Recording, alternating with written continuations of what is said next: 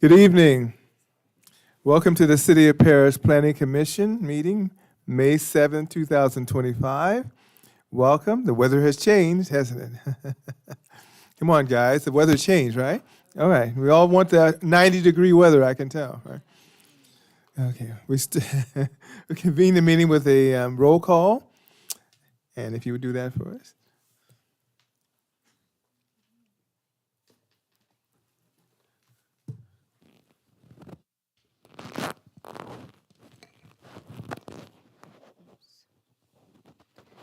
Commissioner Lopez, Here.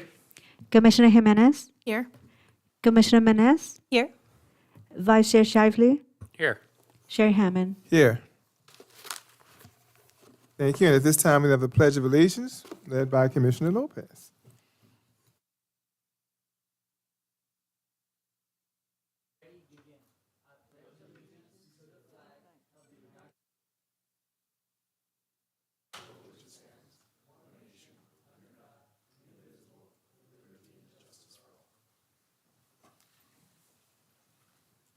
Thank you, sir. We move to item 4, presentation. There's no items on the agenda. So we move on to item 5, consent calendar. Oh, A, item A. Did we vote on item A? Okay, Planning Commission minutes for April 11, 2025, special meeting for ethics, training, AB 1234, sexual harassment training, AB 1825/1661. And item B, Planning Commission minutes for April 16, 2025, regular meeting. Are there any changes, additions, deletions, particularly on item B? Okay, correction, spelling, whatever. I guess none.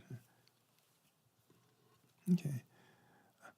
So, Mr. City Attorney, do we need to just do these as a lump sum? Because I can't imagine anything for A. You can just move the consent calendar Okay. unless anyone wants to pull an item. Okay. At this time, is there any public comment on the consent calendar items, A or B? Can I just speak up? Not really public comment at this time, but unless you had it on the consent calendar. Okay. That's the minutes of the meeting. Okay. Is it, any public comment on the consent calendar items in this item only? Seeing none, we close the public comment portion and move to a motion.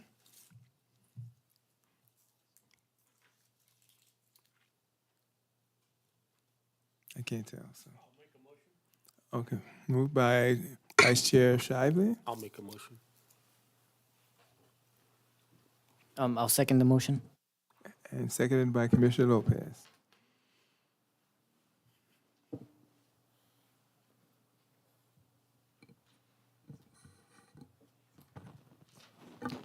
Commissioner Lopez, Yes. Commissioner Jimenez, Yes. Commissioner Menez, Yes. Vice Chair Shively, Yes. Chair Hammond. Yes.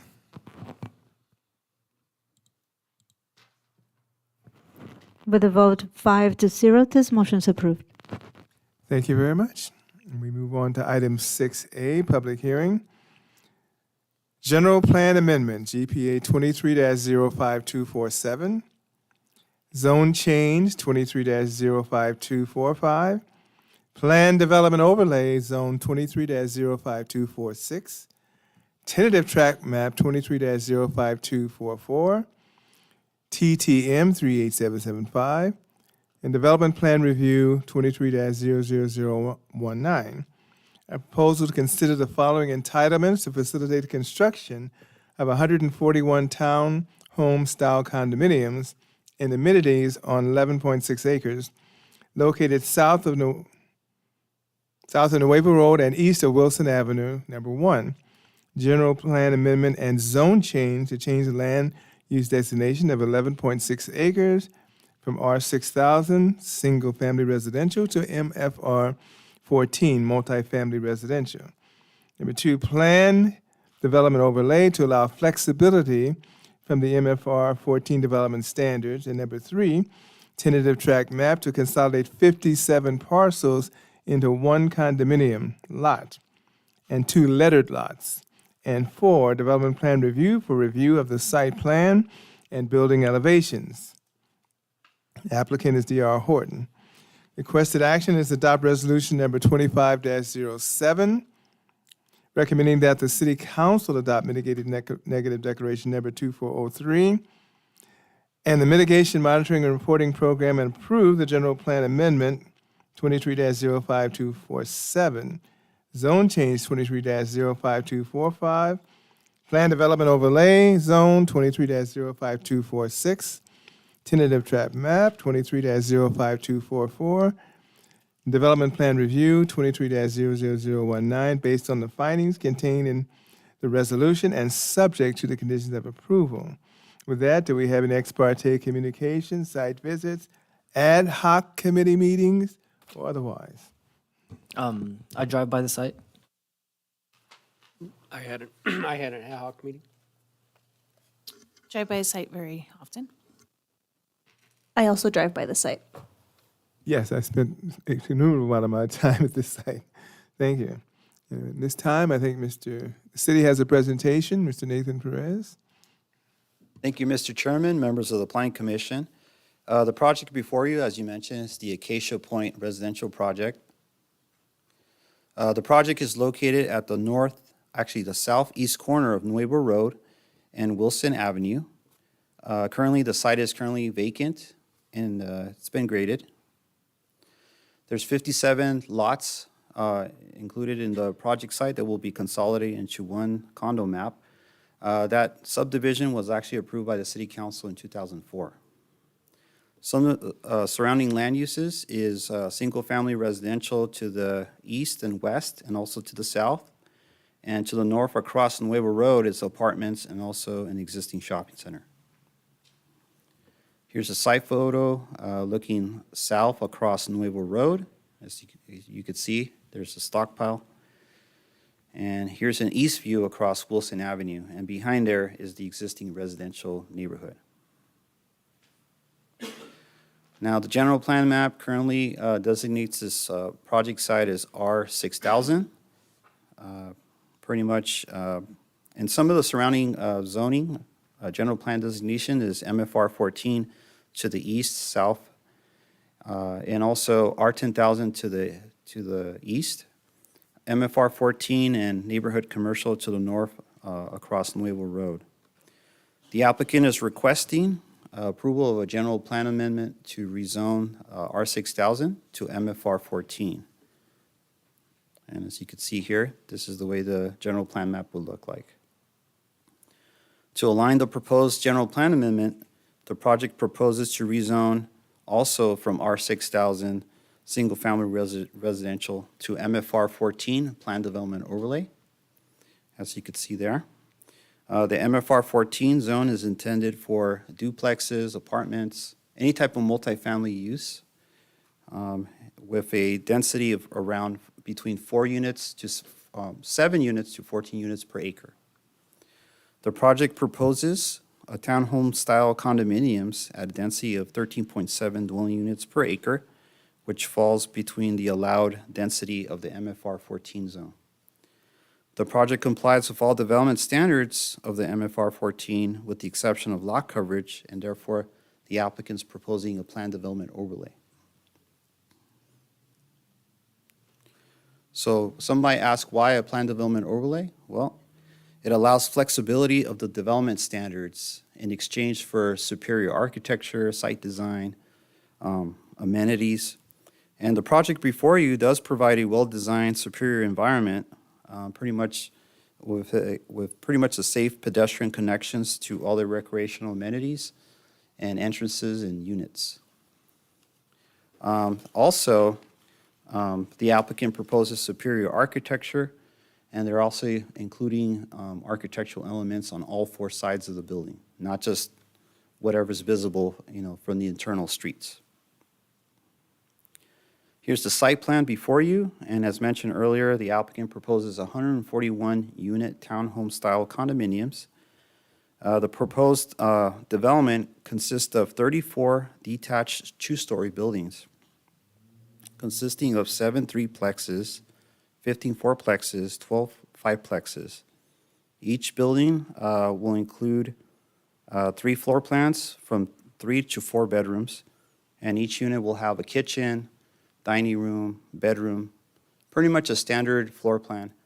Will also include private open spaces towards the rear and also a 2-car garage.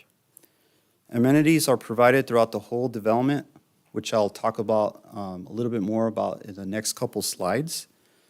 And also, the development will also include 2 basins, which will be fully landscaped.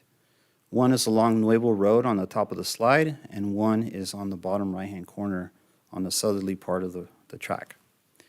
There's 2 points of access. Currently, Wilson Avenue, which is the main access point, will be on Wilson Avenue, which is depicted in the red arrows. And there's also a emergency access, which is the second southerly driveway approach, pretty much depicted in yellow arrows. And please note that the development will be fenced off from the public through a perimeter fence. Here are some of the amenities proposed. As you can see, they're proposing a tot lot, a pool building, and also a pool, and pretty much tennis courts. Here's some other amenities, which include cornhole, bocce ball court areas throughout the whole development, seating areas, and also dog waste stations throughout the whole development. And here's the pool building amenity, which is 766 square feet, which will be adjacent to the pool building. Staff has reviewed the project with the MFR 14 standards, and it complies with the exception of the lot coverage, and the applicant is complying through the PDO, which allows flexibility of the standards in exchange for superior architecture site design. Here are the parking standards, and it complies. And here's a 3D perspective. I'm not sure if they have a board with them tonight with the paint chips, but the applicant's proposing Italianate and also Spanish architecture. Some of the details are, for example, S-tile roofs, wrought iron fixtures, shutters, arches, knee braces, cantilevered elements, decorative coach lights on both sides of the roll-up garage doors. If you notice that the front entrances will include a small porch, and also the garage doors will have windows on the top sectional portion of the garage panel. If you notice here, this is actually the Spanish elevation, which will provide all the architectural details on all 4 sides of the building. As part of the project, an ISMND was prepared, which public agencies and also property owners within 300 feet were notified.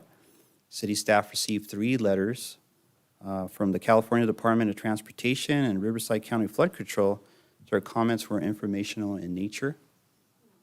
And also Eastern or EMWD pretty much stated that the project component will need to consult with their Development Services Department prior to preparing a design for the project.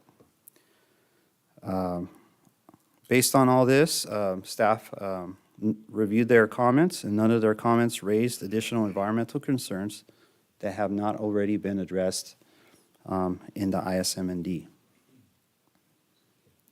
So staff recommendation to the Planning Commission is to adopt Resolution 2507, recommending that the City Council take the following action: to adopt Mitigating Negative Declaration 2403 and a Mitigation Monitoring and Reporting Program, and 2, approve General Plan Amendment 2305247, Zone Change 2305245, Plan Development Overlay 2305246, Tentative Track Map 38775, Development Plan Review 23-00019, based on the findings herein and subject to the conditions of approval. And that was a lot of cases that I had to say. So, this concludes my presentation. The applicant is here to answer any questions. And I think they have some of the paint chips that I could pass out to the commission. Oh, okay, thank you very much. Now you know how I feel, Nathan, right? You have to read it all. For the record, of course. For the record. Not just because we want to have fun, it's for the record. Yeah. Okay. So those are some of the paint chips.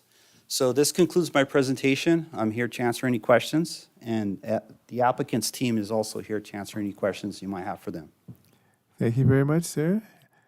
And at this time, if the applicant would like to make a presentation, just state your full name for us and spell your last name for us.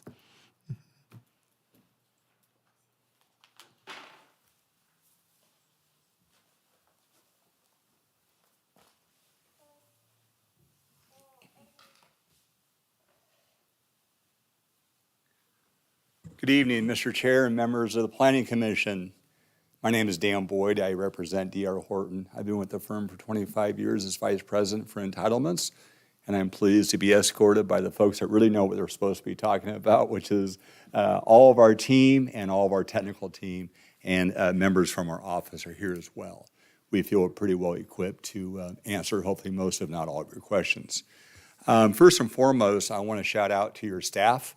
We're not strangers to the city of Paris, and Nathan has always treated us kindly, respectfully, and always guided us in the right direction. And with his guidance and expertise of what he does, as well as your entire staff, we're pleased to present this project.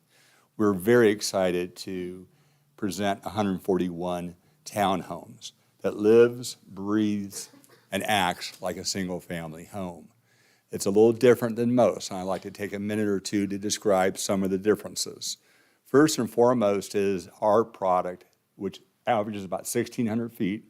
We've got 3 floor plans in each of our 3, 5, and 7 plexes.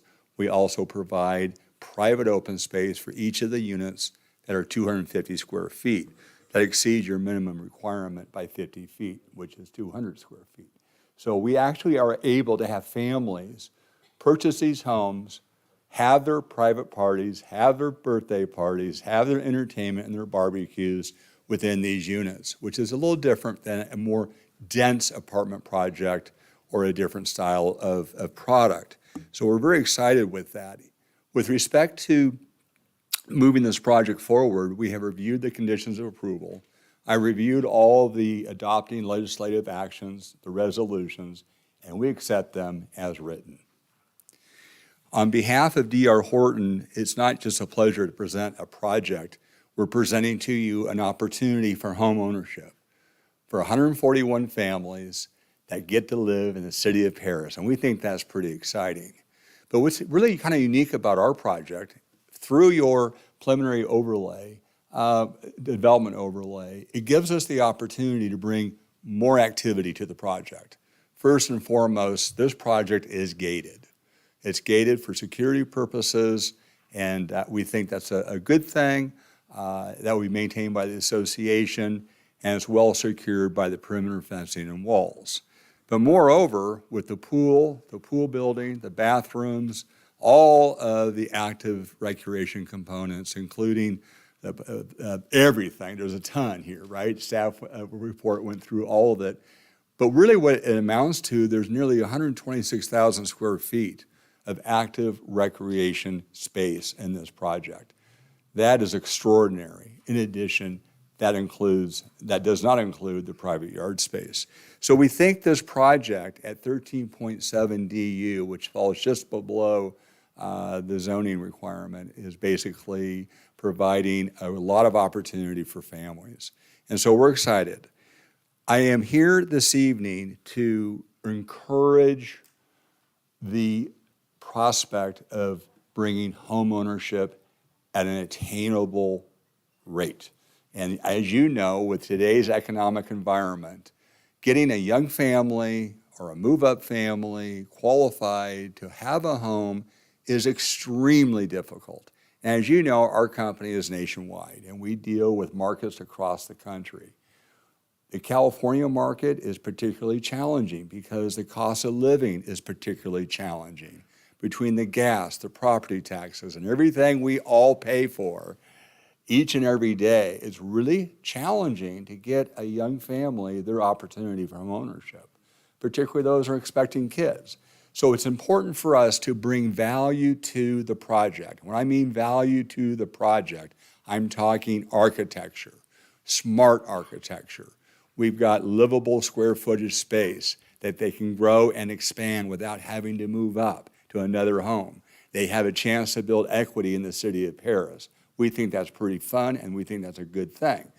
Moreover, we're trying to keep our value to a point that, look, affordability is not a bad word.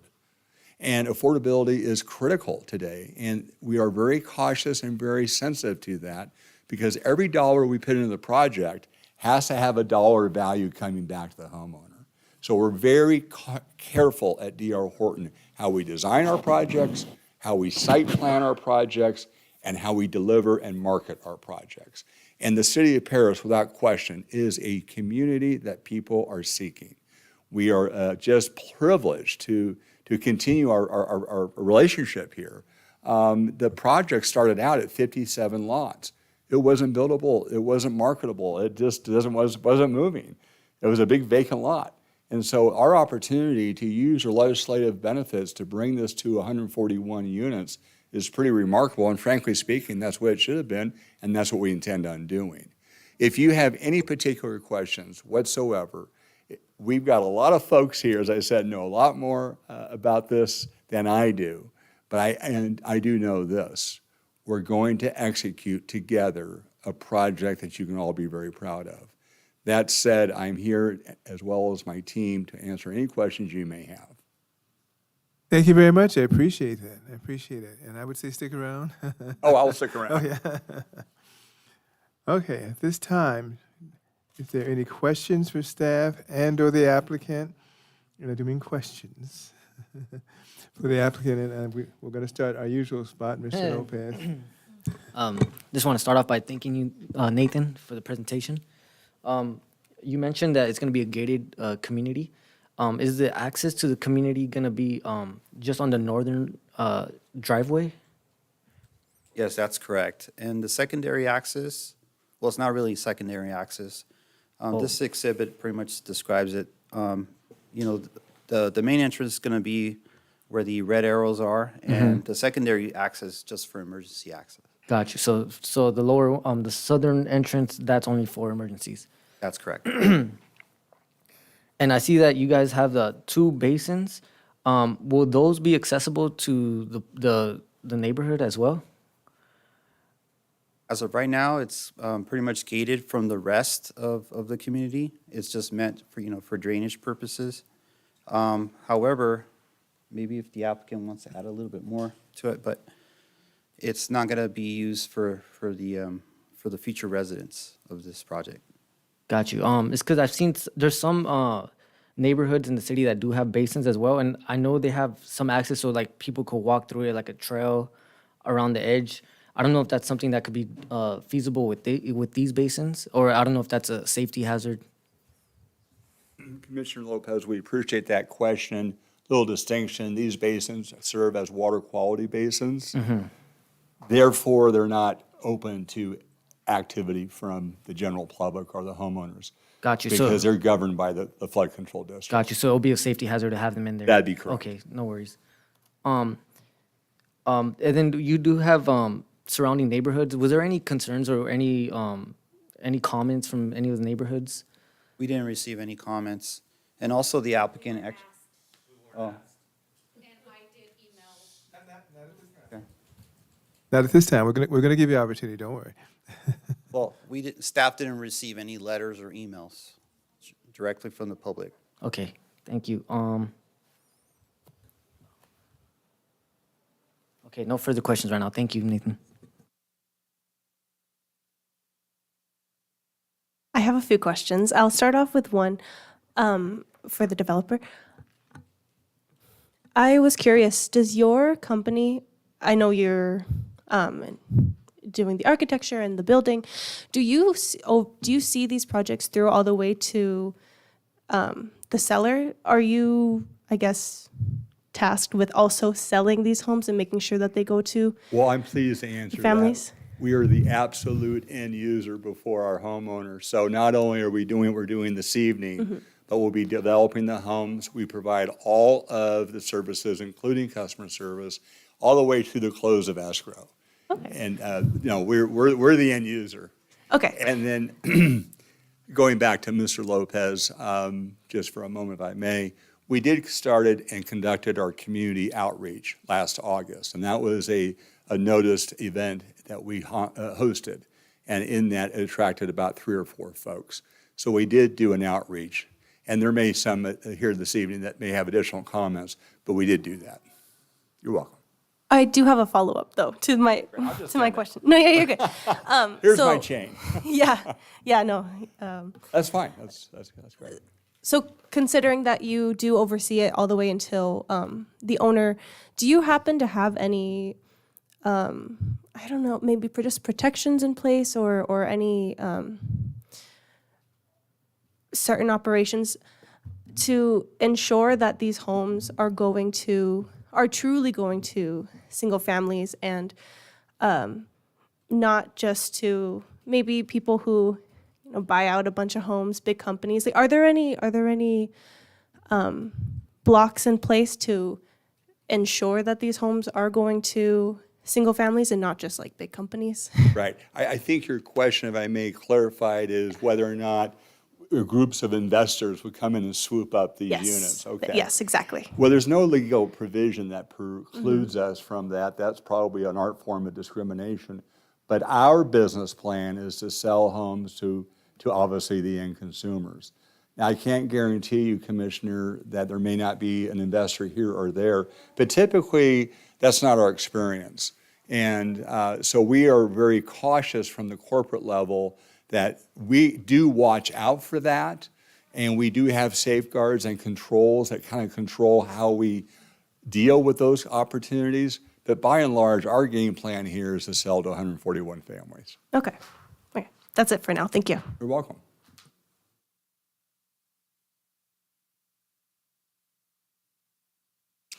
Nathan, would you point out the 71 parking spots that are, it was 71, right? That one? Yes. Visitor parking, 71, do you have? Yeah, so this is an exhibit that was provided by the developer to pretty much show, the parking spaces that are provided throughout this community. And they are exceeding the requirement by 6 parking spaces. And when we looked at the width, this is for our traffic expert. I know that southerly entrance is not really going to be used, but it is a fire emergency entrance and exit.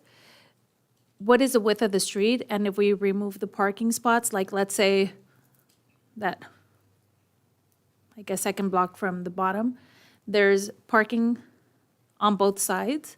Do we know what the width would be of the street?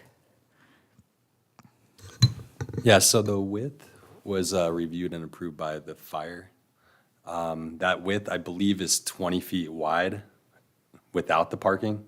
So that's adequate for, fire to maneuver throughout the private streets. Okay.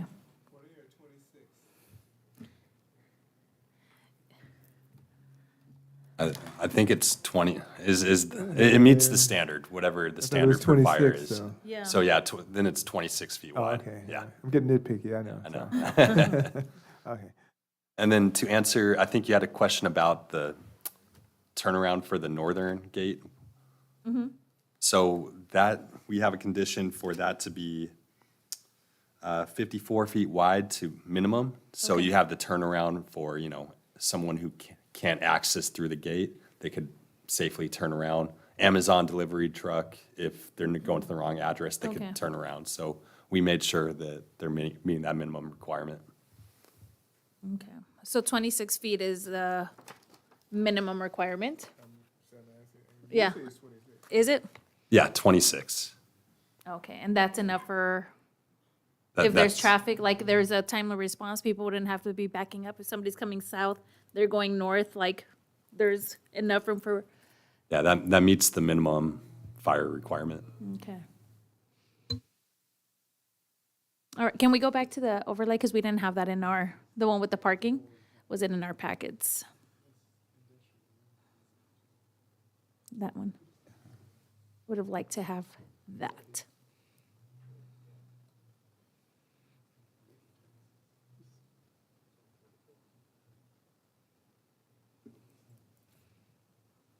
Okay, that's it for now. Can you leave it on this one? Because I'm gonna count the parkings. I'd like to follow up with the technical question on that, so. The required width for the fire department is 20, 24, 26 for residential. Commissioner Shively, that's a good question. We actually have our building official fire marshal. Know what it is for commercial and residential. I Industrial. just want to confirm what it is. Good afternoon. Yes, the fire code require only 20 feet. It is what the city adopted. Okay. So 24 is recommended, so without parking on the sides. Okay. So if they need parking on the side, it's additional 8 foot for every line of parking, so. So parallel parking is dimension of 20 feet by 9 feet or 20 feet by 10 feet? Correct. Correct. Which one? 20 feet by 9 feet. Okay. That'll give us 20 feet width. Okay. Is that all the way around, or that's just the entrance or the exit? No, that's the parallel parking.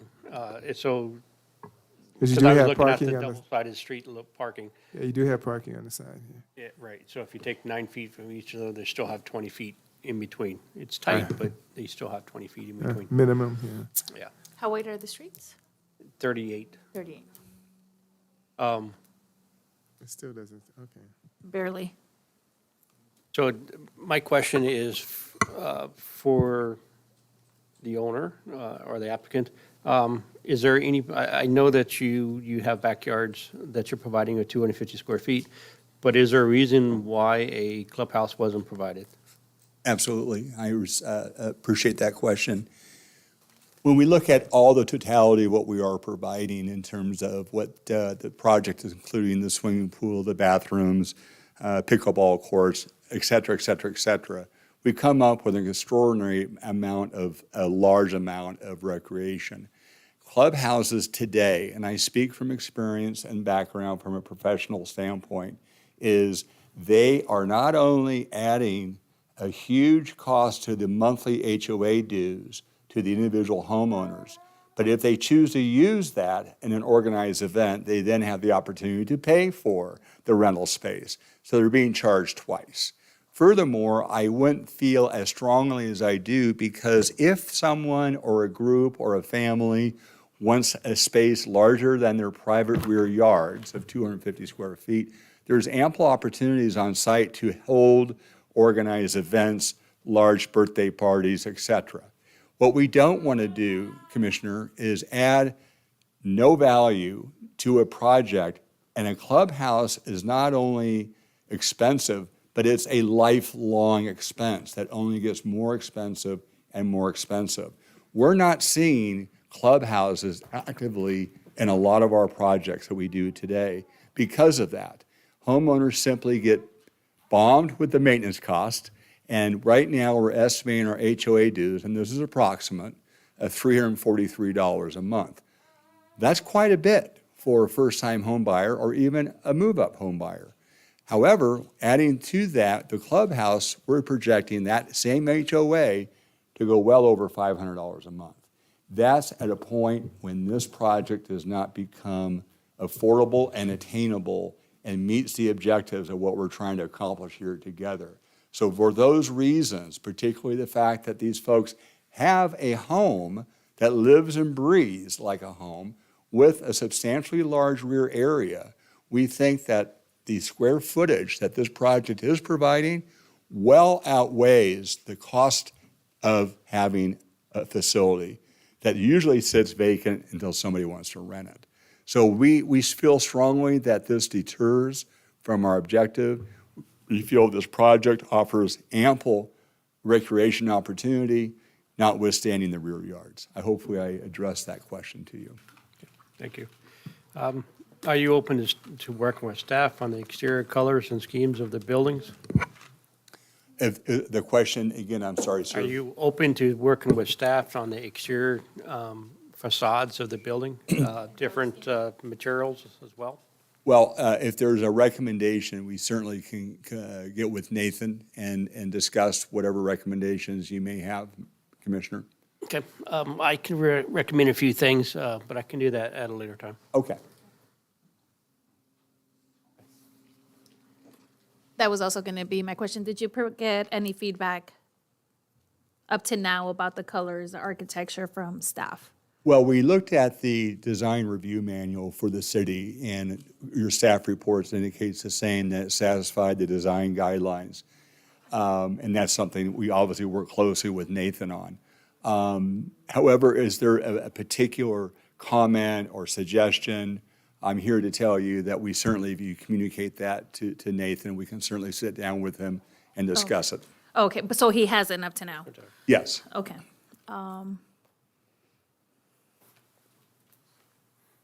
And also the trash, I guess trash collection is going to happen as they do in regular homes. I saw the enclosures are in the garage or for the containers. Bring it out to the curb and Correct. Is that regular correct? collection? Yes, that is correct. Okay, so there, and I'm trying to think, I don't think I saw a trash spot within the pool and recreation area. Was there going to be trash containers there? I would think so, but let me Okay. ask that question. I'm sure we have provisions for trash in the pool area? Yeah, we will. It may not be visible on the plan, but absolutely. Okay, and what kind of fencing is going to go around the whole development? What will the neighbors see? Well, that's a great question. You've got a couple different answers here. By and large, our project is nestled in between existing homes and wood fencing. In those cases, we'll be proposing the use of vinyl fencing. In other instances, particularly around the basins, we'll have tubular steel. Within the interior of the project, there's a variety of different types of fencing and wall types that we're proposing. But the bottom line is the entire property will be secured from a couple of different types. On Wilson, for example, we'll have a traditional block wall with pilasters. And so that'll obviously be cohesive with the public view. A lot of our property boundaries are not visible from the public view. You can't see it. And so basically, we take that in consideration. And moreover, we take in consideration the existing fencing from the private property owners and respecting, of course, their improvements in their backyards. The last thing we want to do is interrupt their backyards and interrupt their jacuzzis and whatever else they have in there. There's also drainage. We are also accommodating drainage. We're making sure that our project doesn't inundate the existing drainage conditions. In fact, I was just speaking with your city engineer, and he can certainly confirm that. But there's a lot of things going on with the fencing. We do have a wall and fence exhibit that's in your package, and perhaps you can look at it, and we can certainly address any questions you may have from that review.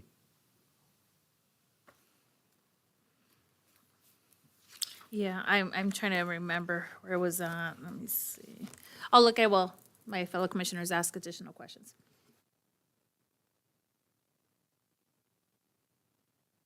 I have another question. This one is regarding the signage denoting the different blocks of different numbered blocks of the homes. So I see that, I know that they're grouped in like 3s to 5s.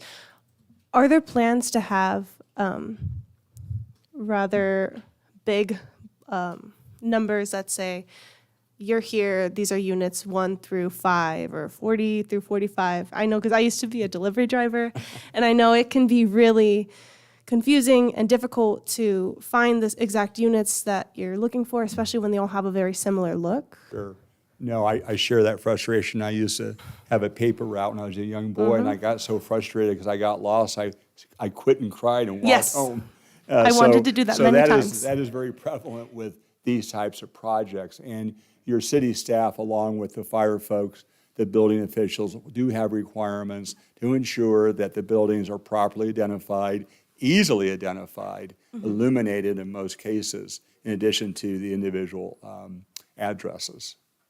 So, to clarify, there are the individual addresses, but then there is also signage indicating that what block of homes I'm going you're to at. defer your question for just a moment. Do we have a signage program that basically identifies buildings? Okay. You can, if you like. Yeah. Basically, the project manager was just indicating that will be directories. And so as you come through the gate, you'll be able to identify where to go and reach your guest or your homeowner. Okay, thank you. All right.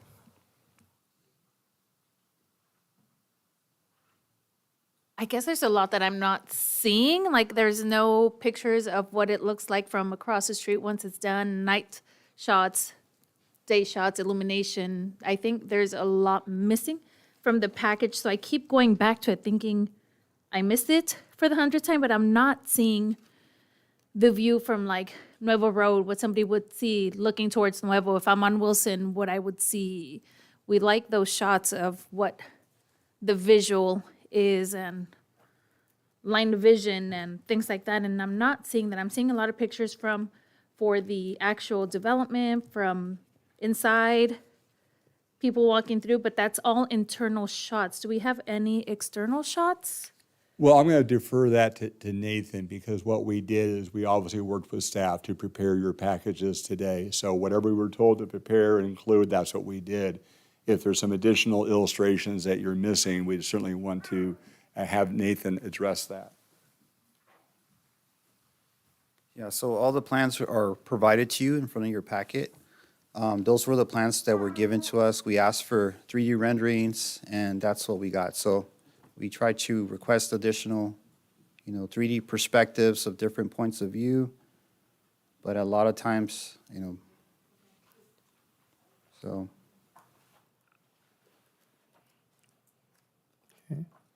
Yeah, thank you, because I'm looking for the 3D renderings from like across the street views, and even the signage is just like a little corner of it, like there's not a big visual perception of what we usually like to see. Yeah. So, yeah, we didn't get perspectives across the street from Wilson or Nuevo, but we Yeah. did get 3D renderings. We try to Okay. push a little bit more. Yeah, so because I see a lot of 3D renderings from the development itself, but not a overall 3D rendering from different standing points, or even a close-up of the sidewalk, a very detailed landscape plan. Yeah, one of the most important, perspectives was the main entryway. Yes, That was going to show, the main focal point. and I But of don't course, see- Yeah. it's what's given to us. And Okay, so, yeah, I don't see that. That's what I want to see, the entry point, what the alternate one looks like, the different viewpoints. Thank you. Okay. I've got a few questions, and I'm sure after I get through this, there are going to be some more questions in them. I'm going to start out. This is a question. I'm going to hold the comments later on. But is there fencing around the detention basins as a protection? Since it is a flood control, we want to make sure. So is there iron rod, or what do we call it, fencing around it to ensure that no one goes in there? yeah, so it's completely enclosed. Like, for example, Basin A has a split-face block wall with pilasters. And that block wall actually wraps around, I forgot how many feet, 105 feet on each side. And the area that's facing the community will actually be composed of wrought iron, a 6-foot-high wrought iron fence with pilasters. And just a utility entrance for vehicles like that. Right. That's both of them, okay. Wilson is, and I used to live in that area, it's what you guys call a local street. It's called a collector road, but, okay. Local street, and that's 60 feet wide, so that's not going to be, other than the standard improvements are not proposed. Making sure curb and gutter and all that other stuff. So it is 60 feet in width, okay. The only thing I would suggest before I get to comments is number 45 on page 9 in the COA. The standard language about property maintenance for 1-year agreement that comes from the Public Works is missing. And it's one of those things that's on pretty much a standard in all of them, but I don't see that on here. Maybe I missed it. So number 45, when it says property maintenance, but as related to Public Works, item number 5. And I think it's number 5 in Public Works. And because it's landscaping, it makes a red flag. Duly noted. Yeah, I think it's number 45. Just that language that we normally have about 1-year maintenance based on the Public Works, number 5, since they're the ones, the city, that suggested. So that's the only thing I would suggest adding, regardless of how this goes. I think that language needs to be there, just like we have graffiti, and I'm still kind of concerned about that citywide, but they don't really use the paint, but that's a whole nother discussion. Graffiti-proof paint, nobody does it. But for now, that's it for me. I think we should note that the southern entrance is an entrance for fire department, so they have a Knox box, I'm assuming, and to get in and out. But is that also an exit for vehicles? In other words, people can exit, but they can't enter. Sorry, for the Southern southerly port. driveway? Yeah, my understanding it's an egress, but if fire access needs ingress, that would be Yeah. allowed, but no ingress for passenger Regular, vehicles. so they can leave. I was about to They say. can leave from the southerly It'd be a problem driveway. if you only have one. Right, right. So there's options to leave, but one ingress point at the northerly driveway. What is this, the Hotel California? You go in, you can't, Exactly. or you're trapped forever. Okay. Any more questions? I do have a question also regarding the basin. I know I'm a broken record with this in every single a meeting. I was wondering, for the developer, have you considered concentrating the landscaping within the basins to be primarily California natives? Since it is closed off to the public, I'm just kind of picturing, a bit of a biodiversity oasis, and I was wondering if you haven't considered it, if you would be open to maybe working with staff to revising the landscaping to be something that's a little bit more welcoming to our local pollinators and such. Well, I appreciate that observation, and what I can commit to is that we, of course, work with Nathan and his staff to come up with prudent ideas that perhaps you can feed to Nathan. One thing I would want to put on record, though, is that these are performance-related basins. And obviously, if you get too crazy in the basins, they don't perform the function that they're designed to do. So there is a functionality and aesthetic. And we'd be happy to work with Nathan to see if there's any potential compromise between the two. Yeah, if there's any reasonable middle ground, I think it would be worthwhile to look into. Yeah. And then I had 2 other completely unrelated questions. Okay. One, I just want to clarify that the rezoning from the R6000 to the MFR 14, this is to increase the density of housing allowed, not decrease it? Increase. It is? Okay. That's correct. And then my last circle back, I do want to return to the concern about investors buying up many units and kind of restricting that possibility of home ownership to our single families. Would you be open to possibly working with staff and then, of course, only working within legality? I know that there are possible concerns of, you don't want to do anything wrong, but perhaps maybe for a period of time after initial building, like restricting like rental allowances, like or maybe putting in like some residency requirements. Would you be open to? I have to be a little cautious with your answer, and I don't Yes. want to be evasive either. Yes. I'm trying to give you the best available information. We have to work within legality of what you Yes. can restrict and not restrict. Absolutely. Because discrimination is extremely cautious. So Mm-hmm. I can't leave you tonight with an absolute guarantee, but I can leave you tonight with the thought that we will definitely be open to explore potential alternatives Mm-hmm. to that and bring that back to staff. I would really appreciate that. No I do problem. want everybody to have the opportunity I to just own want a to be home. clear for the record that those are really difficult things to do. Yes, understood. Yeah. And in fact, in some instances, DRE won't approve the project. So I will definitely get with our legal folks and basically get some communication going with Nathan on that. Great. Thank you. Oh, no problem. So I saw that you guys included on the southern part of the property, a little walkway or trail. Is that walkway, also closed off to the public as well, or is that? That walkway is interior of the property line, so yes, So there, it's for the benefit of the homeowners. so to exit, you're gonna, I mean, to enter, you're gonna need like a key or something? I think that's probably something that we would be doing, yes. All right, sounds Yeah. good. Thank you so We much. obviously have to get the people in and out. Yeah, of course.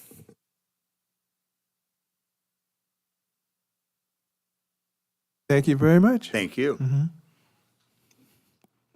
Is there any more questions?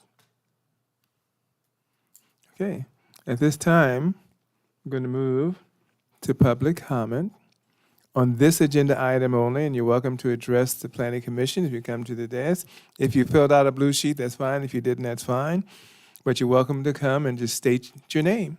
We don't need the address. You have to come to the podium and state your name. And you've been patient. Hi, my name is Sonia. Need I to- am. need to- you can help? Yeah. Hi, my name is Sonia, and I'm a resident. My house is directly behind the current location or the planned location. I apologize, my verbiage is not going to be the best. But something that Ms. Jimenez mentioned, the view. If you would come see my current backyard, you'd be very, very disappointed. There is a huge hill, which we do have pictures of. It's been like that for quite a while. And you don't want to entertain there. So from there, we don't know if it's going to be built from there to the top or what exactly is, sorry, my baby's heavy, or what exactly is going to happen. Not only that, we are concerned of parking. There is currently an apartment complex next to Hazard Market. All of you mentioned you guys have driven by. Parking is currently an issue. Nuevo Road in front of Hazard Market is currently their parking space, which raises huge concerns for us. What's going to happen? Are they going to start parking on our street? I don't think something they've taken into consideration. I completely understand condos means more money to their pocket, with all due respect. However, I don't think it's beneficial for the city of Paris. There is sufficient vacant lands where we can build single-family homes. There's no need to build condos and jam pack us like sardines. Sorry, my baby's heavy. But other than that, I don't think the actual residents that live there have been taken into consideration. Mr. Nathan mentioned notices have been sent to us. We have not received them. They said they have not received comments. My neighbor has actually emailed them already, and she has proof of it. So with all due respect, they're not taking us into consideration. I don't think they're taking Paris into consideration either. I want better for Paris. I want for my daughter. My daughter has a pool. She wasn't able to use it. Why? Because it's full of, we're currently having a rodent issue because of the construction. My daughter can't use her pool because it's consistently full of dirt. We can't even eat outside because it's something that we have to be dusting and cleaning on a daily basis, which I don't mind cleaning, but it's not only that. Currently, it's a nice, quiet neighborhood. However, if they do condos, I don't think it'll still be a quiet neighborhood, something that we currently enjoy. And that's it. Thank you. Thank you very much. Sounds like somebody else wanted to speak.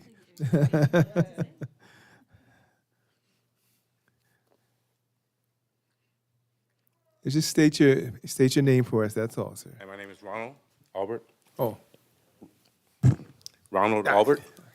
And I live in the same neighborhood, and I have the same concerns. I just wanted to validate what she was saying, that the high mound that they built up it messes with the view. And also, we do have a parking issue with the apartments across the street. And I don't know if they're going to have adequate parking, but if they have any events or anything like that, they're going to find parking on our street. They're parking right on the corner right now, where we can't even see the cars coming down the street when we're making that turn. So, and we can't see cars coming when we're turning out of our street. And they're parking in front of the house. Actually, they park in front of wherever they can find spots, basically in front of our driveways, a little bit, like a little bit in front of our driveways, which causes us to have to be careful driving out of our driveways. So parking is a concern, and right now I just don't know what's going on with the foundation that they have going right now. We're having homes built on the other side of us too that are starting to come up. So we're kind of like being congested pretty much. And that's all I have. Thank you very much. Appreciate it. Anyone else?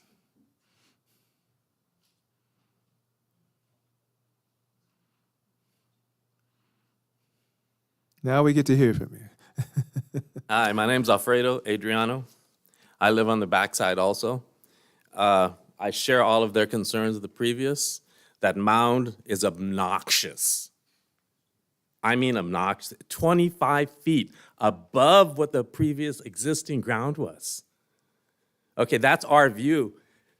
We have sunset now between 4 and 4:30. Really? Nobody considered us? Okay, that's not fair. I hear you guys say, I passed by. Cool, I don't think you passed by our street.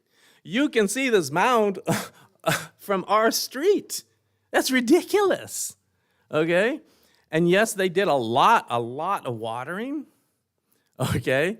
But when they watered, they didn't water the side hill coming down. I guarantee you, I watched them. I'm disabled. I'm at home, okay? There was no water on that hill going sideways, no. And if you look from my house, I know they sprayed something on there, but you can see 30, 40-foot cracks, okay, about 10 feet down off of the slide, coming down. I don't know, if that's gonna be fixed or not, or what detriment that is. But you know what? It's scary. Okay, they had boulders. Okay, I watched kids up on that hill. They're like pushing these boulders down, and I'm talking boulders. Okay, not something, some little small thing, boulders.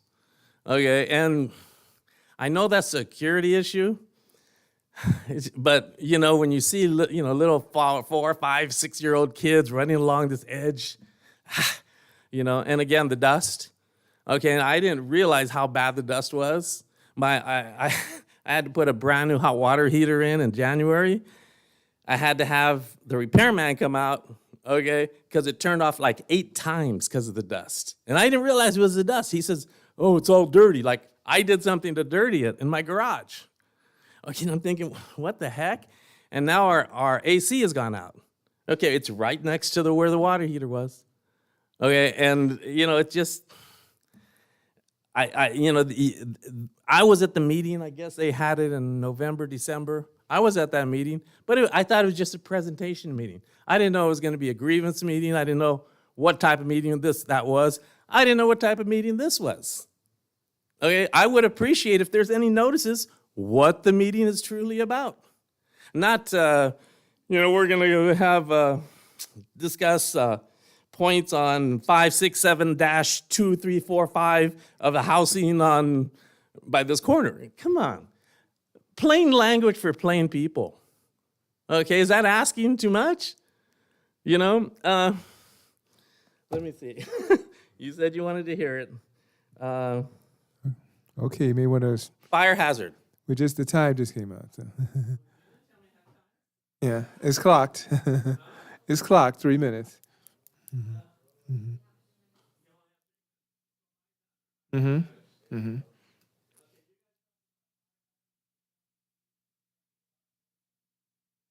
Anyone else? Okay, just state your full name for us.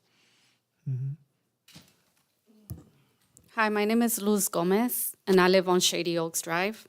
I had emailed the people that are building there, and I had told them that I'm having mice coming in my home. And I told them my pool, I have a pool, an underground pool. My pool, I have to clean it every day because of this dirt that's just flying everywhere. I have furniture out there, it's been dirty. I have to pay my pool person to come twice a week, and my filters, I have pictures of everything. My filters, now I have to, instead of cleaning them 3 times out of the year, Now my pool guy is telling me I have to do it every 2 months for me not to be going and buy $500 filters. So I'm having problems with that. I have a daughter that's disabled. And for mice, rats to be in my home, my daughter can't move and move it out of her face or move it anywhere. So that's my concern.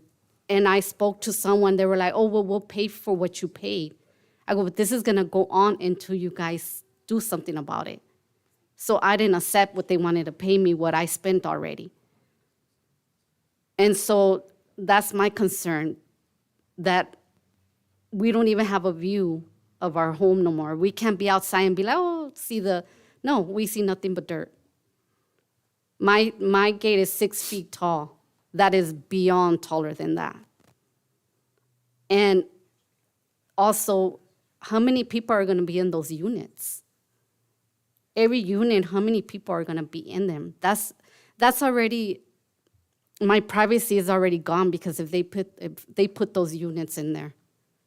Because now they're gonna be able, if my grandkids are in the pool, people are gonna be able to see my kids or my grandkids in the pool. What privacy do I have? So that's my concern. Thank you. Thank you very much. Anyone else?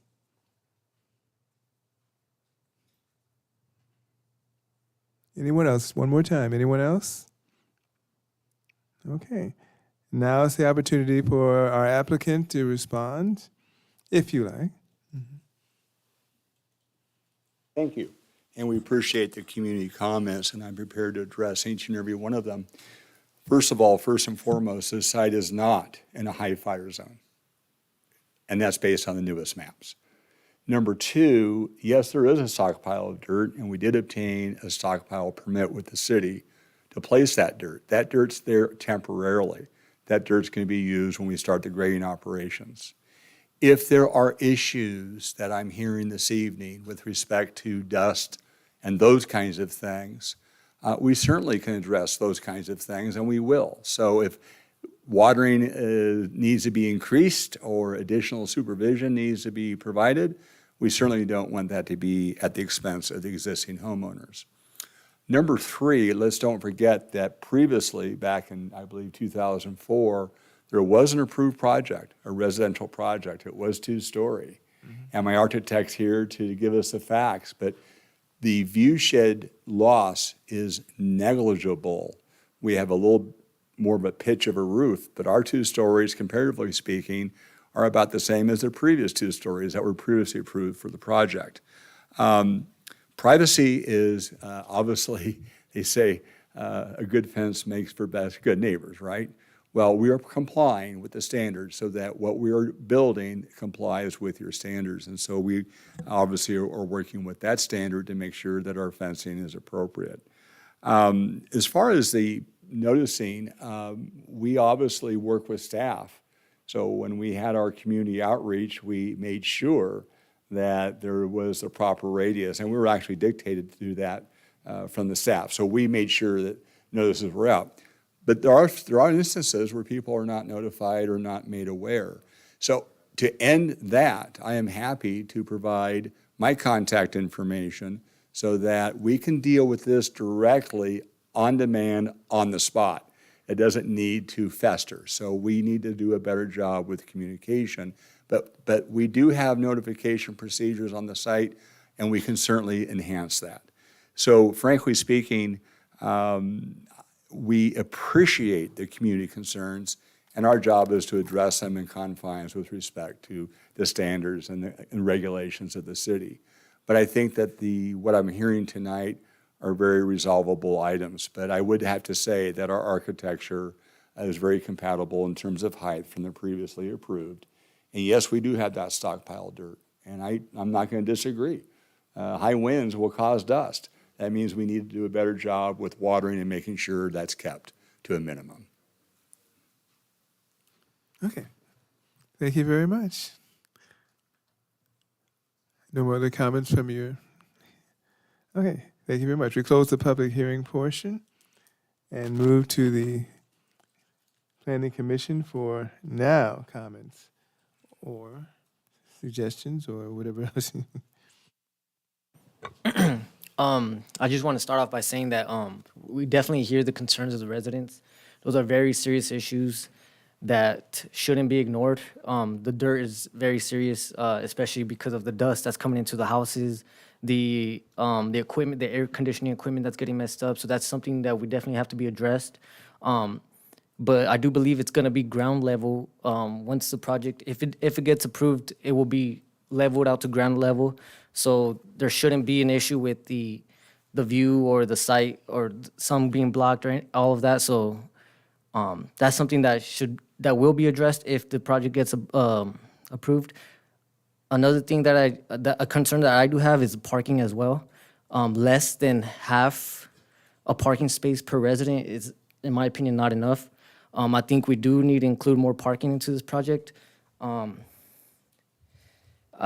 It's very concerning because two parking spaces per resident. Nowadays, a lot of people have multiple cars. You know, like my family alone, we have 4 cars in our house, so it's gonna add up quick. These 71 parking spaces surplus is not enough for visitor parking or for the residents as well. I do understand though that the city does need diverse housing. We have single-family residents right now. We have apartments that are coming into the city, and the condominiums are just another option. I think it's necessary. I do think it's necessary just to have the option for the residents as far as purchasing or leasing, renting. I think we do need to provide that as a city. So for the developer, I think that's a good option I don't know if this is the right location, but I do think it's an option for as far as what the city needs.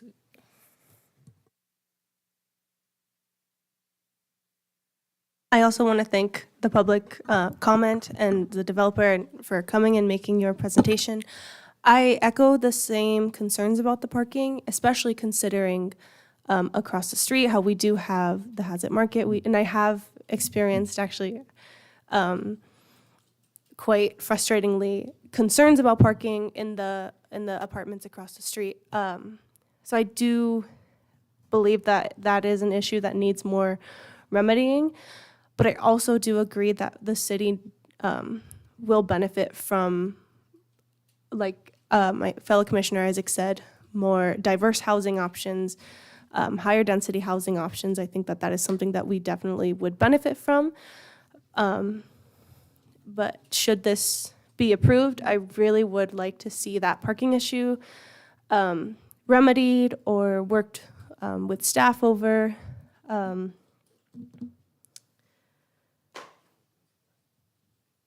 And then I did have one other concern, but that is my primary concern. And then also the concerns about the construction and the dirt mound, that is very concerning, and that is something that really needs to be dealt with swiftly. And I wish it hadn't, as you said, festered to this point. So I really hope to see that and the parking concerns remedied. But I do agree that the city of Paris would really benefit from more dense housing. Thank you. I want to echo what my fellow commissioners said, and, huge thanks to the community. And, I know it's hard to try to get everything you have to say in 3 minutes and less and be thorough. I know it's nearly impossible because I'm lucky we don't have a timeline up here. I don't feel like I have enough information on this development to approve it. I don't have the visuals. Usually when we have neighbors that close, we just had the one for the May Ranch area. We had visuals from what the neighbors would see. We had visuals from what the apartments. I know that we had to shift some of those windows because we want to respect everybody's privacy. When we looked at the hotel one, line of vision, like we had all those things, and I don't feel like we have all that information for this one. Second of all, the architecture. My house was built in 2003. I live in the Villages of Avalon. And it reminds me of that, and that's not where our city's at today. The color scheme, it just seems like we have a development that would have been perfect in 2003, 2005, maybe 2006, but it's not what our city needs. I am very, very concerned about the parking, and I always bring that up. In our city, when you look around, most people that drive here have SUVs, have trucks. We're not a small passenger vehicle kind of community. And when you're looking at these parking spots, most of them are made for compact. I don't fit anywhere with my big old truck. So I think looking at that, and number two, I think of the safety. Like you brought up, you have a daughter that is disabled. I have two daughters. So when I think about safety response time for emergency vehicles, I know we fit the bare minimum, but I think things like that affect response time. And for me, response time for emergencies are superior. I drive over there a lot. My daughter's best friend that I pick up for school every single day and drop off every evening about 10 o'clock after band practice lives over in that area. So I know what you're going through day and night. It's not just a daytime problem. So 71 parking spots for compact cars, for visitors. I mean, most of the people that live in the community are Hispanic. Let me tell you, if I had a party at my house, I would take up the 71 parkings by myself. So I think it's all those little details that we need to look at, a more thorough layout plan, but I really want to see what the people living in the condominiums would see when they look out their windows. Are they going to be seeing little kids in their pool? What are we going to see? Are we creating trees, barriers, something for people to have a little bit more privacy? Even within my house, from my second story, I can kind of see into my neighbor's house, but it's different. This was built, I bought my house, it was already built, but when you're developing something, we want to be a little bit more thoughtful in how we kind of see the impact to also for marketability, marketing. That's what I'm trying to say. The houses in that furthest in the back column, they have no parking spots anywhere near them. So if somebody visits them, they have to park in the surrounding blocks. And if somebody comes in, there's no parking, they're gonna have to park on the street, find somewhere else to park. So it's just a lot to think about, and I really don't think I have enough of the visuals and really those representations that were included in the packet for me to be able to make an educated decision today.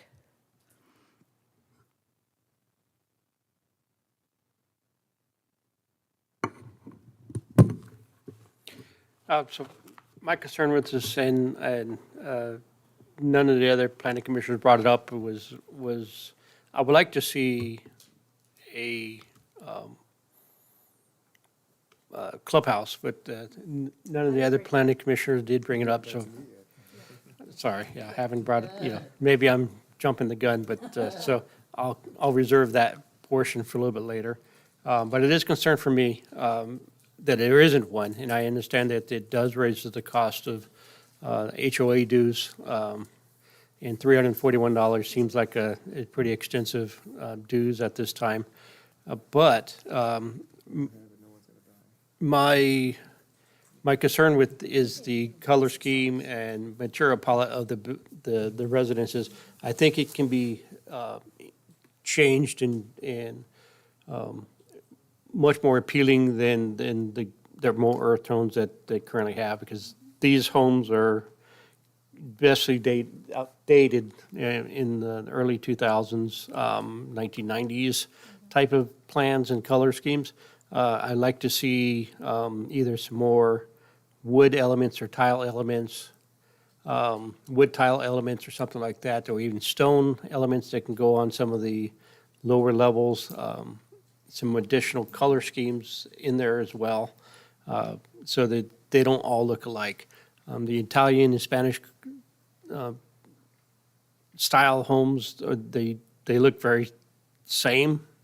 So there's, even though you're saying they're different, in appearance they don't. So I'm hoping that they can go back to staff and rework some of the elevations to include these elements for that. And parking, again, is an issue. However, I understand that at one point in time, because of new laws that come up, that we can't adjust the quantity of houses that you currently have requesting. But I think it needs to be reworked to be able to increase as much parking as possible. Okay. I get to be last. I don't know if that's good or bad. I'm going to take a little more time, but not a lot. I'm going to say that I'm probably the champion of multifamily housing. And so there's nobody in the city who's going to champion more than me, including the council. Because multifamily housing allows for, number one, if you are not married, if you are single and you're 18 and you're 19, you want to get your first start, you start an apartment and you start maybe leasing a condo, and then you can move up. Number two, the state of California is mandating. So we can sit here all day, they're going to mandate, and you're going to see a lot of apartments and condos coming, which they're not telling you, I'm going to tell you. The housing element, we have so many houses, they may increase that. Cities like Manhattan Beach, Costa Mesa, go to court, they're losing.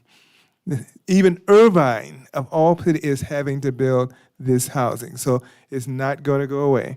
One of my concerns today is that I don't think there was enough communication between the public and the developer. That's where it's really hard because it's too easy to do. And I think that's where it really takes a negative flow for me, is that communication gap. There's nobody in this room to say, they talked to me, they didn't agree, but I'm not hearing that. I'm hearing they didn't get it is not really acceptable. When we have a lot of examples in the city where they went out of their way.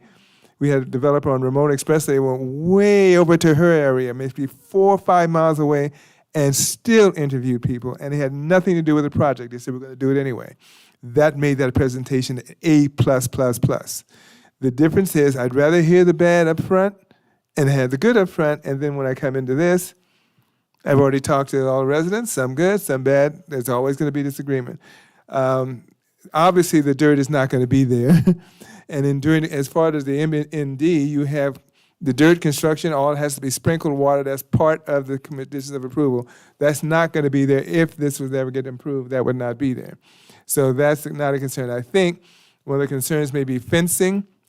We're talking about 6-foot vinyl fence, and probably needs more explanation about how that works, because I don't know if they're going to tear down what's there or planning to, or build one adjacent to it. That may be something staff has to answer before we get out of here. But that's a major issue. And it's not block wall, so you're talking vinyl, which lasts a long time. Now, I can say I'm the only one here that was here in 2004, and so I don't even know if you were. I was here, and I was on this panel in 2004, so I'm an expert.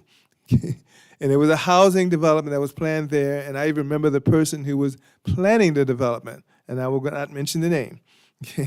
But it was all housing, and it was going to be housing in that corner, which you're on a major thoroughfare street. That's not what you really always want there. You don't really want that on a major thoroughfare street, to have that kind of housing. But that was the plan in 2004. Okay. So that got changed. It's sat empty for years and years and years and years and years, and they're coming with condos. Condos and townhomes. My daughter lives in a townhouse, and I can tell you emphatically, if they don't have that clubhouse, they ain't going in there. There was no way they were going to come in that clubhouse without that. And they're in their 30s.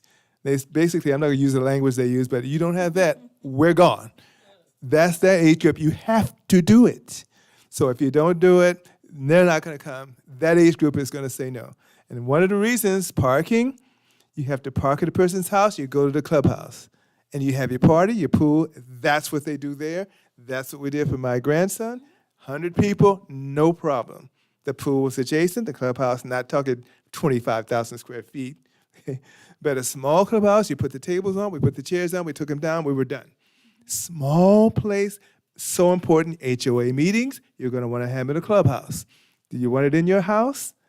Really? You want your house to be an HOA meeting? Do you want your house to be an HOA meeting? Really? Yeah. Yeah. Okay, so I don't care about this extra. It's one of those things that's a sales thing for that age group. And that's who's going to be going into it. So without that, it was really like a negative right off the start. Beautiful design. This is our architect, so I would listen to him. Spanish, Italian, I couldn't tell you the difference. This is the windows, this is the tree. I have no idea what he's talking about. He does. Color scheme, yes. I'm going to give you another example. The Charlie's Apartments. Guess what? First thing you see, clubhouse. First thing you see, apartments on G Street, clubhouse. Every development I have approved over the year has a clubhouse. Every single one of them, and they're all filled. And it's not that it has to be like Eastvale, when I went into a 25,000 square foot one when I took a tour of Eastvale. but movie theaters, But that was a significant sales point for that stuff, and my daughter bought it in there. They're paying $3,700 a month of rent, too, in San Diego. But the idea is that was important. They have a little kid, they have a little open area, they have a dog park, they have the pool was separate, could be combined with the clubhouse, but that's an administrative thing. But for me, that makes a real big impact. But my last thing I'm saying is that multifamily housing, guys, is going to be reality. It's going to be reality on Nuevo Road. You're going to be in reality where I live. I have 3 open areas. Pretty much all of them are going to be those developments. I have no choice. I have one street in, one street out, A Street. Not a choice. They're coming in. State mandates that you have so much of these things. So if it's the state of California, the housing element, read the housing element, you're going to have pressure. We have 7,800, probably go to 18,000. We don't have 18,000 yet. You're going to have to start doing it. So the reality is the housing element, blame the state. Blame your state legislator that represents this area. They are mandating this stuff. So it's not bad. I don't mind 500 because it's move up. But I'm just saying the reality, whether I like it or not, is fine. The parking here, there's 77 spaces, plus there's 2-car garage, right? There's 2-car garage, which is not the norm. The one across the street was done way back under the old rules. This is not the old rules. You got to have so many, 1.5, I think, spaces now. So the apartments now, and that's a major issue, parking on the street, but that was done prior. This is not done prior to those rules. This is now the current stuff. And so spaces, you have garages because that's what sells. They want that 2-car garage, whether it's small and impact. I know my neighbor has 8 cars next to me, okay? So you don't have to tell me about that. I mean, but I love my neighbors. But I'm just saying is, that's reality, but again, the city can only do so much in terms of spaces. They have a lot of spaces here. I'm not saying it's perfect. My only concern is that we need to work with the neighborhood. We need to have a little more dialogue. We need to discuss the possibility of where, I don't care about pickleball courts. Okay? You can have one, it doesn't matter to me. More important is a community center or clubhouse.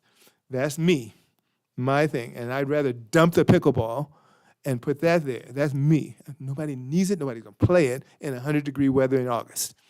They're not going to do it. Okay? So if you put it there, it's going to be empty. Okay? Unless you got a covering you want to put over it, and then that kind of destroys it. So this is my opinion. It's my feeling. But I just think, not just to mention landscaping the basins, but I'm just saying that as a parish resident of 35 years, so I'm not a newbie here. There's nothing over there when I came, right? A couple of tumbleweeds. Okay, north of Nuevo, not there. Nothing. No plans, no nothing. So I know Paris from 35 years. I didn't even know the theater, what was in there. The East Street area was not like it is now. Nah. Okay, you wouldn't want your worst enemy over in that area at that time. But that's the way it was. So I'm just saying we need some communication and dialogue because they shouldn't be asking these questions. Those should be answers. And dealing with that issue. So that in that sense, I'm not saying against, I just think we might probably need some more time. We need to just continue it. I'm not rejecting it. It's beautiful. But we just need to add those things, in my opinion, that especially a clubhouse. And the other stuff, we can work with, but the architecture, I'll leave it to the boss here. Colors and all that, but that's administrative. But to me, that's a major thing. And I know they don't, but we do.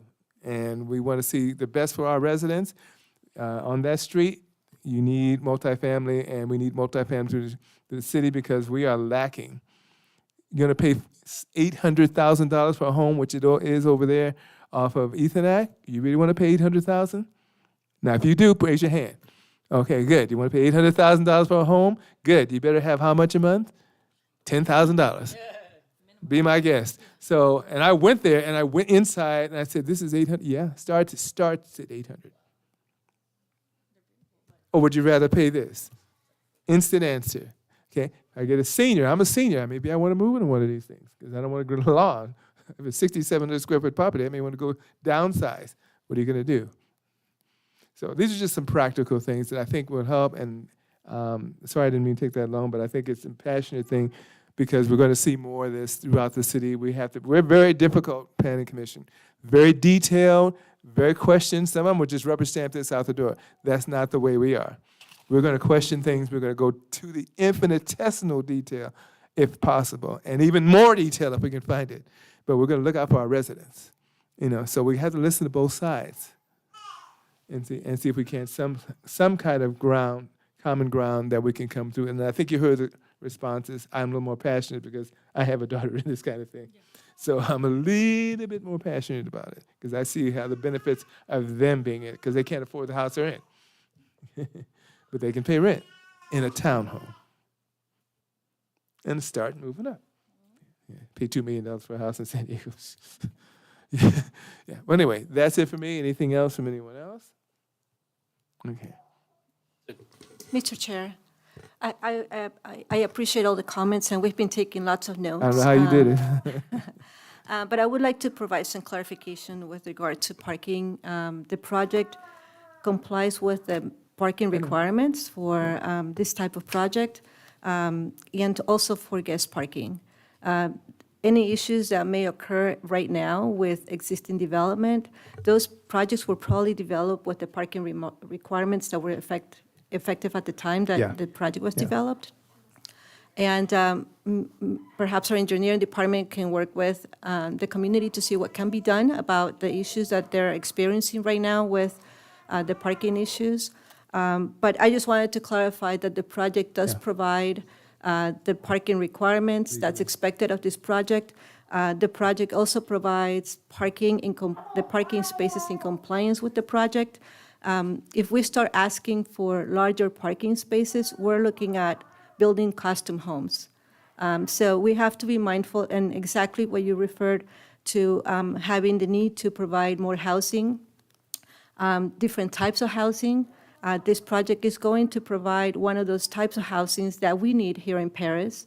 And it's not a requirement from the city of Paris, it's a mandate from the state that we have to provide X number of units in the city. So while we hear the comments from the community and hear your concerns, there's a balancing act when we bring these projects for your consideration. And like I said, we appreciate your comments. We took lots of notes. But I just wanted to make that clarification that the project does provide the number of parking spaces required by the code. The project also provides the spaces as required by the code. Emergency access is provided as required by the code. So in those respects, the project meets the requirements of the codes.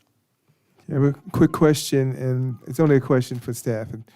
In the sense on the streets, and I didn't thought about this before, on Nuevo or Wilson, is there any restricted parking signs on the street that say you can't? Or if you allow it on there, then that makes a difference, because sometimes it's the overflow they're talking about on Nuevo. All those cars park on both sides because the parking is not adequate in the. So for Nuevo Road, there would be no parking for vehicles. Right. There's going to be a bike lane. Technically speaking, any bike lane, you're not allowed to park in a bike lane. So regardless if there's no parking sign, a bike lane, you're not allowed to park in there. On Wilson Avenue, parking would be allowed. It's the neighborhood district. But again, to Patricia's point, they are meeting the requirements for the parking. The North apartment complex may have different requirements, and that's why they had the overflow. It was done at a different time, but this one's meeting the requirements for the parking. I guess in other words, on the street, there would be no limitations on Wilson. You can't do that. That would be up to the city to decide if they want to put. Yeah, it's public parking at that point. Yeah. So that would be and that's what they're talking about, the overflow. But 77 spaces, I think it's 77 spaces, right? For 71? 77. Okay, then that includes guest parking, and okay. Just want to clarify that because it's 60 feet wide, the street, but you still can't restrict it because it's residential. Okay. And I do want to touch base on the stockpiling. Wow. That was You another should issue explain that where one. that's not technically tied to this request here at Planning Commission tonight, but our engineering department will work with the applicant on making sure it's meeting what their approved stockpile permit is and work with them going forward. So just letting you know. Appreciate the clarification. I would also like to include additional landscaping on that west side, or excuse me, the east side of the property, to actually block some of the the visibility from the upper levels to the neighboring parcels. And I'd like to also include, and make sure it's in the CCNRs, that it is, all the parallel parking is striped and maintained to be striped at all times. And same thing for the south, like is the code requirement for the fencing just to be 6 feet between the development and the houses? Okay, so can we increase the landscaping there for view protection? One of the things, and unless you have a microscope, one of those what do you call those glasses? Yeah, it's hard to see, and I think a color palette, that's a separate page for color palette for the kind of trees. The only one tree I don't like, and you know what that is, and two palm trees. But other than that, that would be what kind of trees would be there, would be an additional. Yeah, so that's one of the things that I think you're talking about, because we don't know. It's hard to tell where, because it's so small. I know I have good eyesight, but not quite that good. But yeah, microscopic eyesight. I'm not quite. Okay. Yeah, those are things that we can definitely include when, if you decide to continue or take action on this project, something that we can bring back for the commission to consider. Yes. Anything else? I think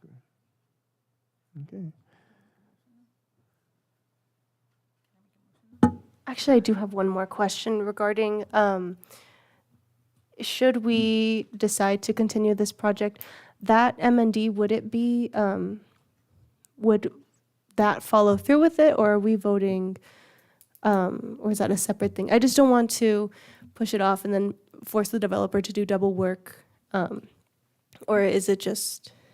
If you decide to continue, then you're continuing the whole thing. The You're entire not- thing, okay, thank you. Okay. Well, we've heard some of our recommendations, and obviously, I'll read it, so bear with me, I have to read it for the record. Pain and suffering, you have to read. This is, I know, well, okay. Item 6A, General Plan Amendment 23-05247. Zone change 23-0, I should be reading it, zone change 23-05246, I'm sorry, zone change 23-05245, plan development overlay zone 23-05246, tentative track map 23-05244, TTM 38775, development plan review 23-00019, a proposal to consider the following entitlements to facilitate the construction of 141 townhome-style condominiums and amenities on 11.6 acres located south of Nuevo Road and east of Wilson Avenue, number 1, general plan amendment and zone change to change the land use designation of 11.6 acres from 6,000 to single-family residential to MFR 14, multifamily residential. 2, plan development overlay to allow flexibility from the MFR 14 development standards. 3, tentative tract map to consolidate 57 parcels into 1 condominium lot and 2 lettered lots. And 4, development plan review for review of site plan and building elevations. The requested action was to adopt resolution number 25-07, recommending that the City Council adopt negative declaration number 2403 and the mitigation monitoring reporting program and approve the general plan amendment GPA 23-05247, zone change 23-05245, plan development overlay, zone 23-05246, tentative tract maps 23-05244, TTM 38755, development plan review 23-00019, based on the findings contained in the resolution and subject conditions of approval. And we had quite a few amendments before we decide what we want to do. Suggestions, and I don't know if I wrote them all down, but one was, administrative landscaping to be, palette to be presented, and also landscaping on the east and the south, because we're not sure what was there. You also recommended, and I don't know if that's part of this, but what different types of wood tile or stone veneer or some other type of schemes that would go along with the color schemes with the architectural design. We're changing item 45 of the COA to include the language from Public Works about one-year maintenance. Okay. I don't think we need to put in anything about the dirt, as that's a separate issue. So that's just part of the MND and clearing it out. Did I miss something? I probably did. Well, Chair Hammond, you could entertain a motion, and then when the motion's on the floor, we And can then add all clarify that. what, if that's a motion to continue, for example, then, we could clarify in the context of a motion what direction would be provided to staff in working with the applicant for it to come back. Okay. I was just throwing it there in advance. Okay. Did I miss anything? Because you wrote better notes than I did, but we can come back if you want. There are a few other items that I have in my notes, yeah. Okay, more? And do you want to go over, or do you want me? Go ahead, and if you miss something, then I'll step in. I have a few other items in my notes, the more parking, the clubhouse, Yeah, I think I mentioned it. the, submitting additional elevations renderings, additional communication with the residents, whether it's additional community meeting or something of that nature. Mhm. And the CCNRs, that's a later thing, but Mhm. requiring striping of the parallel parking. I do want to clarify that we understand that parking is met. We would love to see more, but we understand that is not one of the holdbacks. I just wanted to clarify that. For me, at least, it is not a holdup. It would be appreciated, but it is not a reason to not move forward because we understand the compliance. That's pretty much it covered. You get everything. Oh. Okay, at this time, would you like to entertain a motion, 1, to approve the project, 2, to deny the project, or continuance of the project? I'm just leaving some options there. To a specific date or to a future date? And that's up to staff. I would think it would be to an undetermined date, since it Okay. would depend on how staff Right. working with the applicant. And meeting with ad hoc or whatever. Okay, okay. I would recommend a continuance into an undetermined date, meeting with ad hoc, working with staff. I am making a motion to continue to an undetermined date and working with ad hoc and staff, at least one ad hoc meeting, maybe 2 before we come back, just because I know that a lot of times when and I know ad hocs are pull us away from our daily routine, but having one, working with staff, and then coming back for like a final look through for, through the ad hoc, sometimes I feel like we make recommendations, nothing happens, and then we come back to something that was there to begin with. So I would like a couple rounds with ad hoc, and then also working with staff about those renderings and all those things that I feel like are minimum requirements for moving something forward. I'll second. Okay. Moved by Commissioner Jimenez, seconded by Commissioner Menez.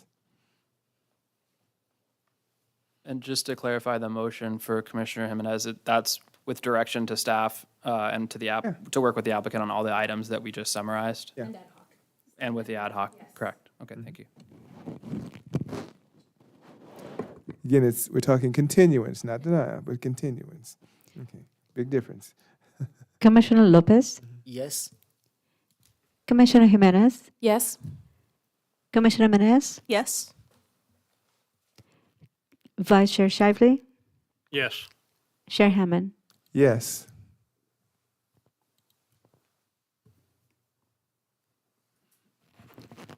With a vote of 5-0 to continue this item, To an undetermined motion- date, yeah. undetermined date, this motion is approved. Thank you very much. Okay. And thank you for your input, and hopefully be some communication. It's a good project, but, okay, thank you. You guys need a break, or do you want to go? Okay. Okay. Thank you very much. Wow, okay.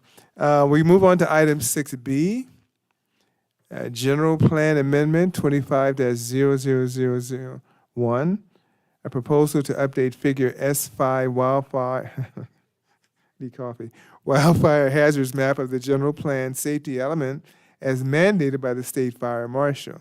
The applicant is the city of Paris. Oh, that's a shame. Jorge Caballero, building official fire marshal. Requested action continues this item off calendar. Yes, staff is requesting a continuance of calendar to work on procedural matters related to the general plan amendment. Oh, okay. We're looking forward to hearing from you. Okay. There's another item, if you look Yeah. at, Oh, yeah. I just, The business item. yeah, I was shocked there was nothing. Okay. I knew, yeah. Item 8A, unless you want, we're going to go to 7A, public comments, unless there was some other comments on the general plan, but it's a continuance. still need a motion or an action on item 6B. If it's Continuance? staff's recommendation is to continue the item. They're off calendar date, so no date. Okay.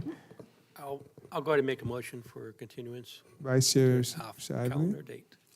Yeah, sorry, if there is anyone here who would like to provide public comment, we should allow them an opportunity because Okay. it was noticed Continuance, okay.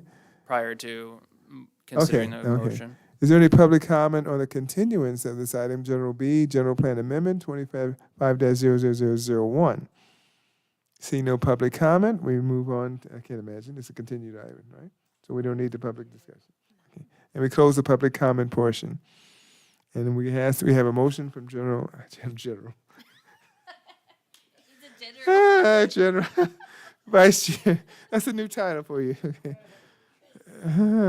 Vice Chair, you're never gonna let me forget that one either. Vice Chair Shively. And seconded by who? Okay. I'll second. And seconded by, oh boy, I'm not gonna live that one down. Jeez. Commissioner Lopez, Yes. Commissioner Jimenez, Yes. Commissioner Manez, Yes. Vice Chair Shively, Yes. Chair Hammond. Yes, I mean General Shively, I'm sorry. Not captain, but general. With 5 yes and 0 no's, this motion is approved to continue That's a off first. calendar. Yeah, there's another one, yeah. That's a first. Okay. Okay. Moving on to item 7, public comment. Anyone wishes to address the planning commission regarding this item not on the agenda may do so at this time and walk up to the podium and wait for the chairperson to recognize you. And seeing there's no person there, we close the public comment portion and we move on to item 8A, workshop to discuss the new fire hazard severity zones map mandated by the state fire marshal. The applicant is the city of Paris. Jorge Caballero, building official, fire marshal. Requested action, conduct a public workshop to discuss and seek public comment on the new fire hazard severity zones map mandated by the state fire marshal. Okay. At this time, I believe we have a presentation. Mr. Chairman, planning commissioners, city staff, thank you for having me. Today we're going to be talking about the fire hazard severity zones. The Department of Forestry and Fire Protection, namely known as CAL FIRE, published last month, March 24, the new high fire severity maps, which I think this is not working. This map contains 3 levels of fire hazard severity zone. It's moderate, high, and very high. The government code of California mandate the state fire marshal to analyze the fire hazard severity zones in the whole state. And then there is another government code that mandates the city to adopt those maps 120 days after they are published. So, and another government code too that tell us with 30 days, we have to make this map public so everyone can see them and make comments on it. So for that effect, we put the information in the fire marshal website and the city website, and we publish information in the social networks. So unfortunately, 2 weeks after, we have received 0 comments. So hopefully, we're gonna get more comments in the next 2 weeks. Nonetheless, these maps cannot be changed in the case of reduce the area of the high fire severity zones. The city could decide to move forward and make bigger high fire severity zones in the city that we will not do. So we're gonna just adopt what the state is recommending. So in the map, in the left side is the existing very high severity zones we have, and in the right we have the new zones. As you see in the southwest and middle west, the fire severity zones increase a little bit, and we have in the northeast side, just in the edge of the city, we have some areas there. And you see that most of the areas is a very high category. Moderate and high, they are very minimum. So how they calculate these new areas?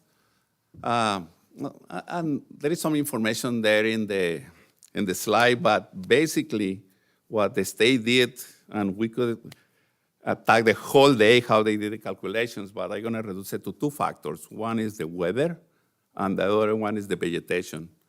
In 2007, last time they updated fire severity zones, they considered a model of weather for the whole state of California. And reality, we have different weathers through the state. So now with the new technology, what they did, they created kind of a grid for every 2 square kilometers in the state to determine micro weather.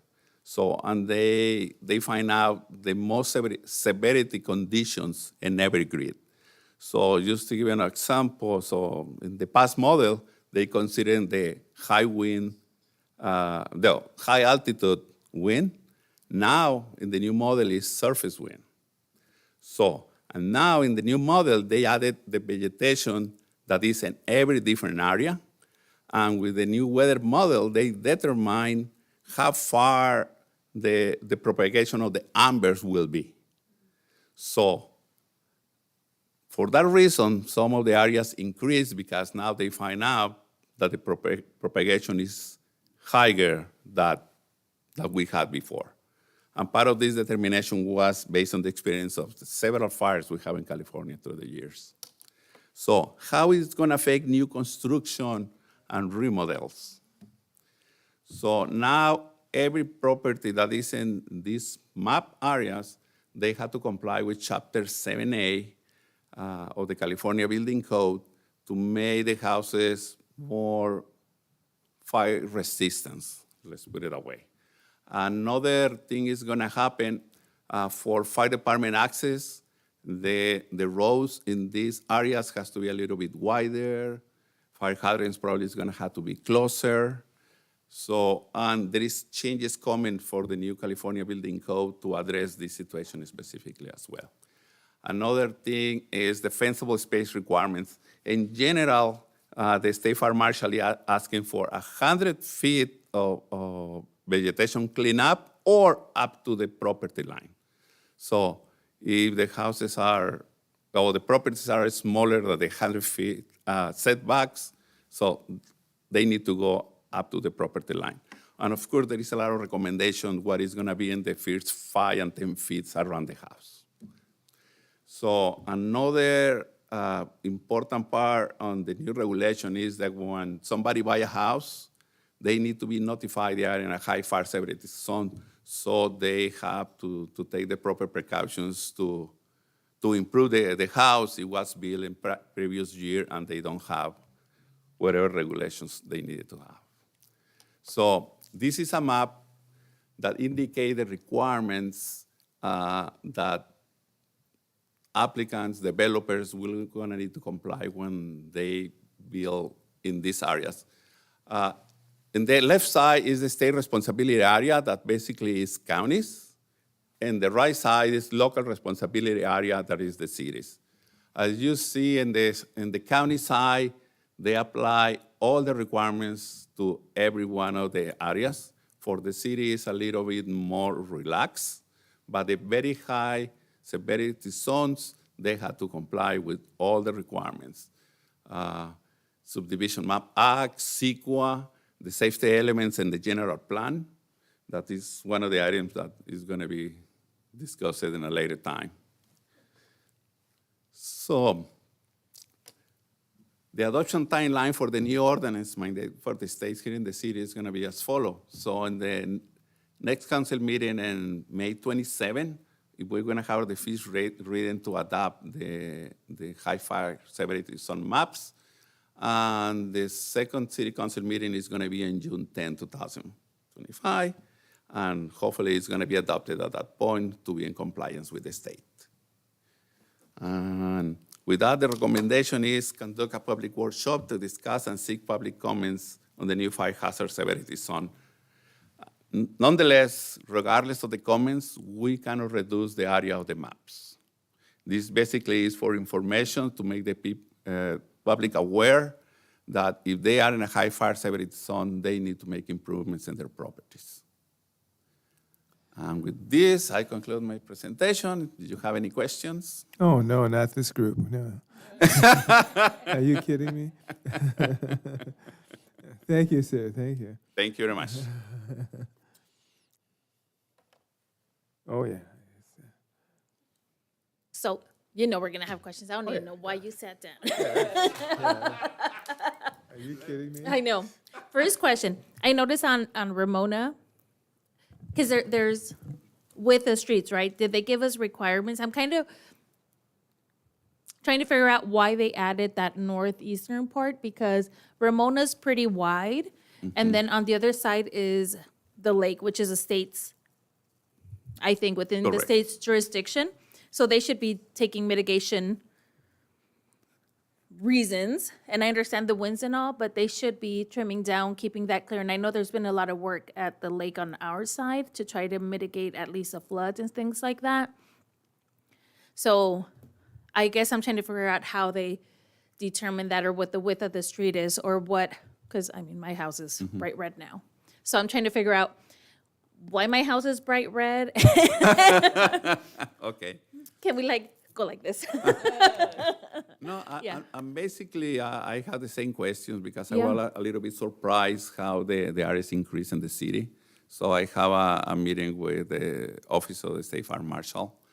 And what they explain me is based on the vegetation we have around the city and the type of the ambers that can be produced during a fire. And those zones are considered the worst conditions when the fire starts, when we have the worst wind in any given day. Okay. Because I know, was it last year?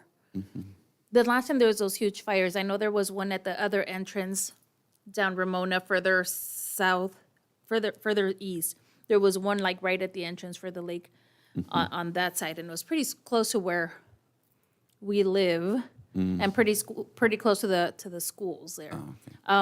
So I mean, I get it, but those, I know that. And I went to Grand Canyon, and I go to the workshops because, you know, I'm that kind of person that wants to learn.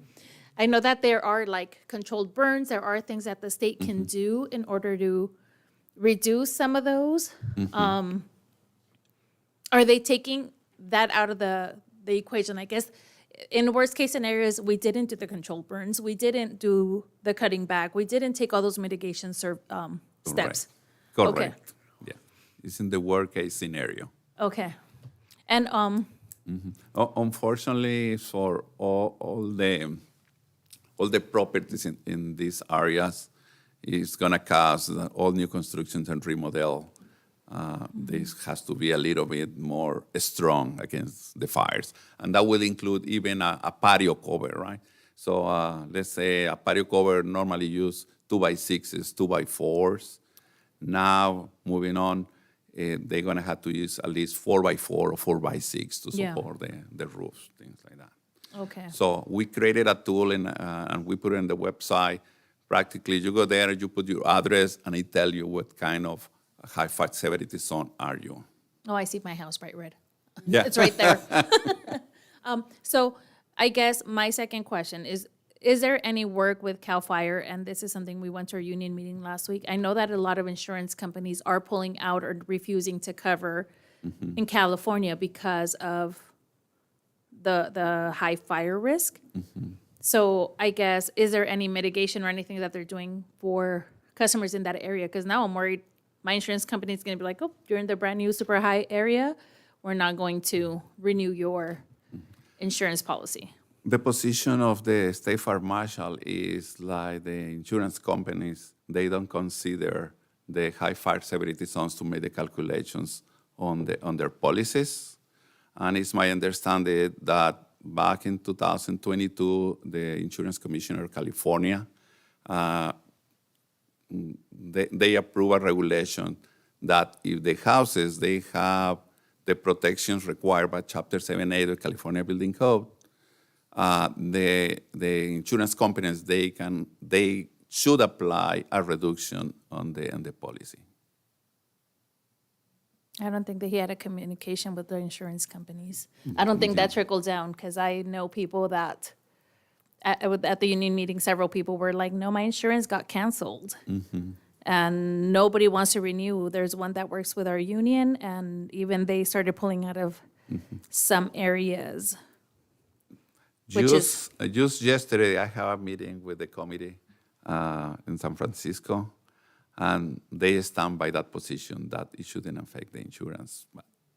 Okay, so are they going to release something that we can go back to our insurance companies and be like, look, the CAL FIRE, they're having communications. I guess I'm wondering what the mitigation services are on that end, because I know there's some on this end. Yeah. On our end, what can we do? Where I can be In like, fact, they publish in their website the decision of the Insurance Commissioner of California there.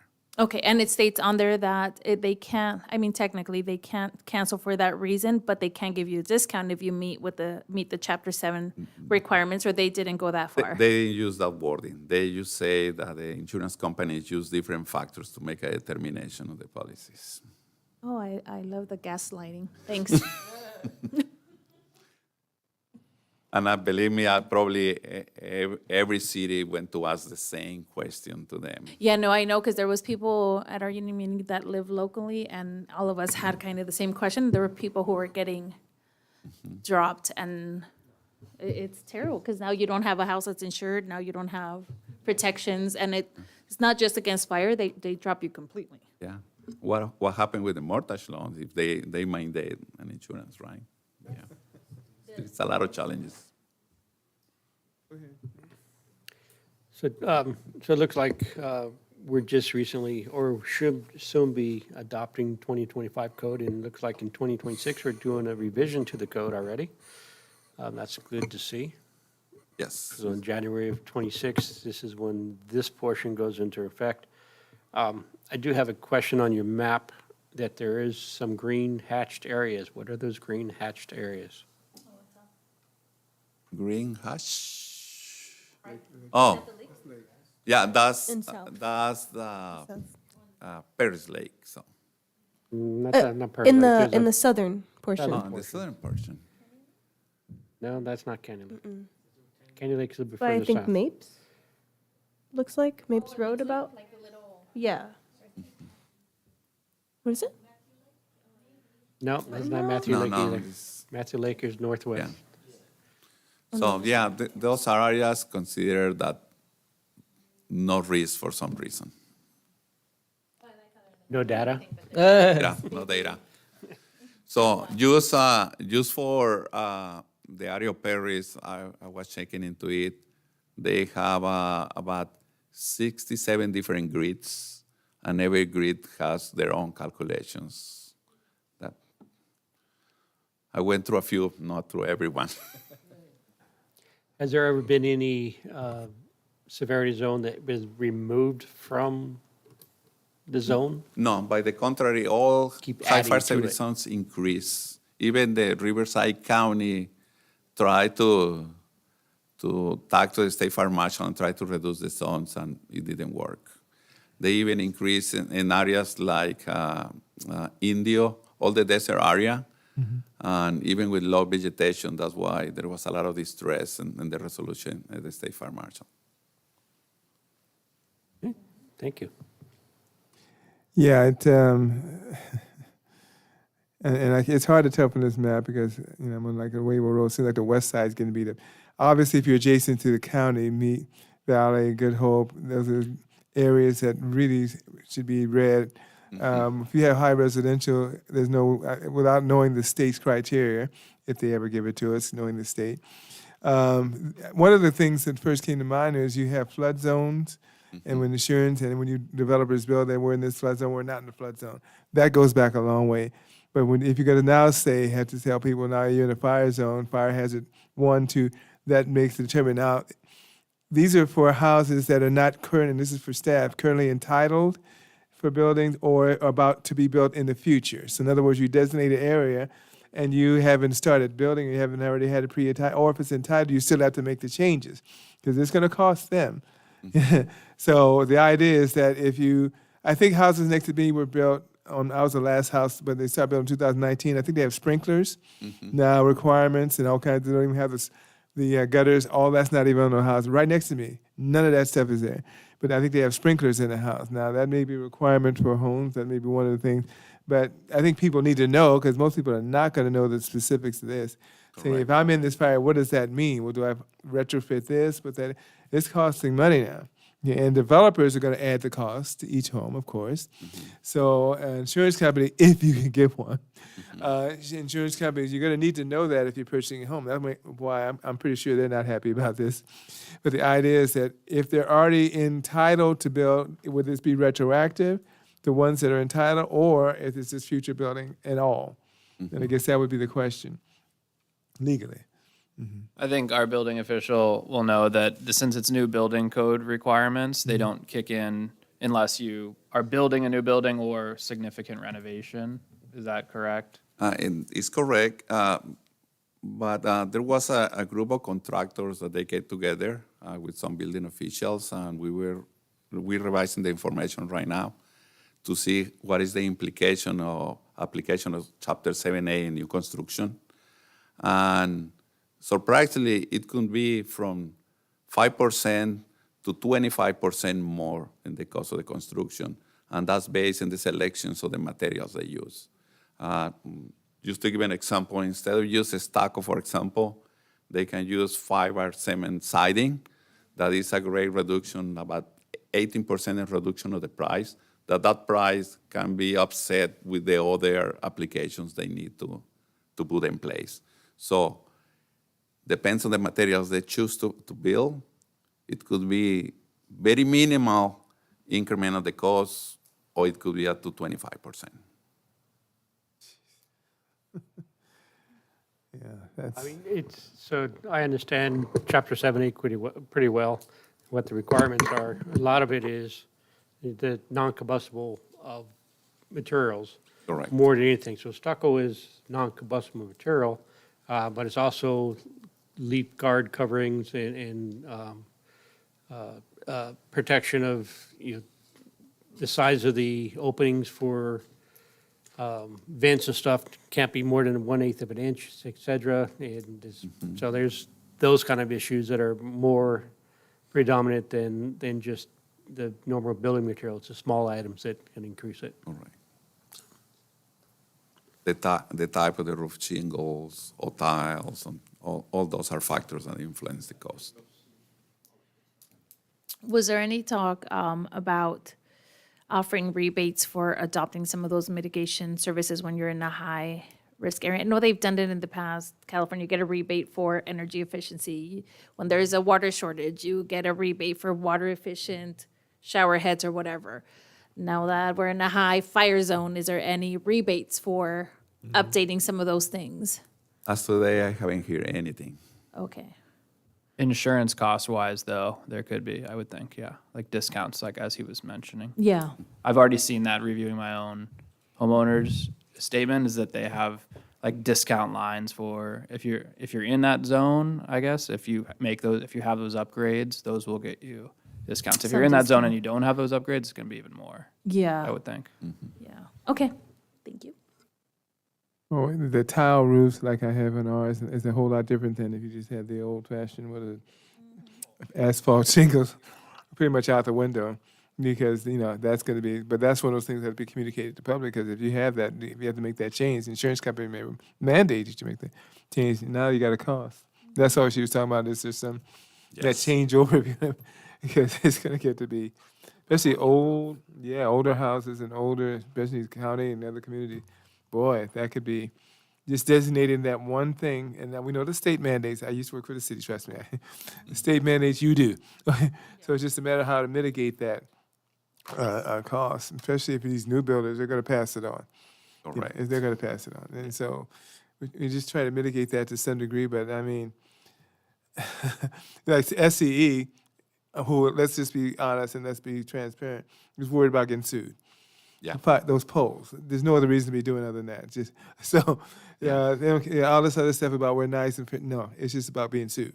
Correct. So let's stop the Mickey Mouse game about no. So we had in my area, we had so many power shortages and power outs on my side of town, not City Hall here.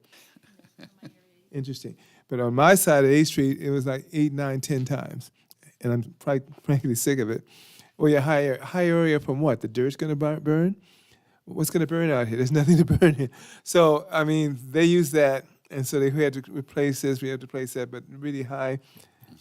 I think I understand it because they're worried about their bottom line, but, don't pass it on to us that you're going to cut the power out 8 or 9 times. Yeah. So that, so in this case, now the fire zone, this is going to give them an excuse now. We have to shut it down. So we're only concerned about residents now and the cost. But then new building construction, all this stuff gets passed on like everything else. Yeah. So I don't know what you can't really use.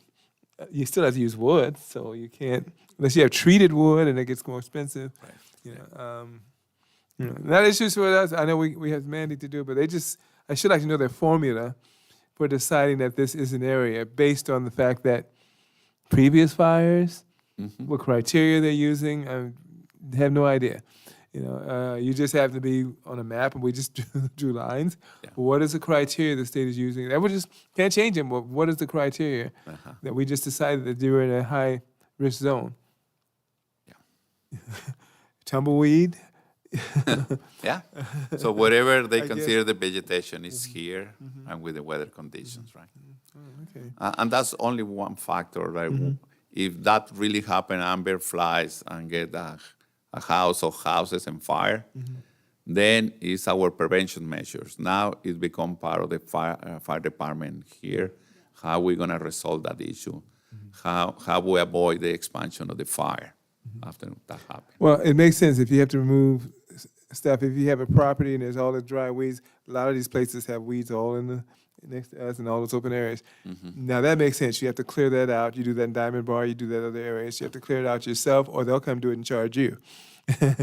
But in that sense, it makes sense. If there's weeds abutting your property, where there's 100 feet, then that should be a consideration. That's a fire hydrant. So that would make sense. Yeah, and not necessarily only weeds. So even vegetation that is with close proximity in the houses, 5 to 10 feet. Even if these are green plants with the ambers, they can get on fire. They get on fire, it's going to be so close to the homes now. It's a challenge. Sounds to me like Caltrans would be in trouble because you go the freeway, and what do you see? Weeds all over the place, and they haven't cleared them, right? So the number one place gets fired, right alongside the freeways. Okay. Anything else, guys? 'Cause I'm pretty.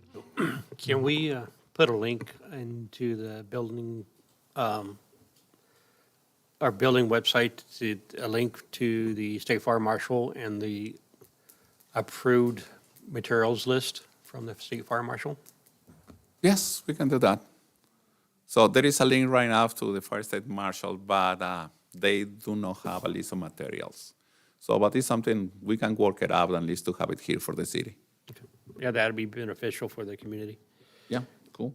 And how are we communicating this to the community? I know we are seeing it tonight. City Council's going to see it twice. Where is it posted, or where can we share it out with? Yeah, we posted in the Fire Marshal website and then the main page of the City of Perris Okay. as well.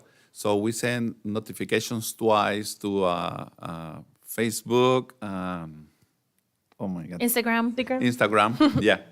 Yeah. Yes. So, and then last week we put it in the newspaper as well, so. Okay. See, I don't get any of those up where I live.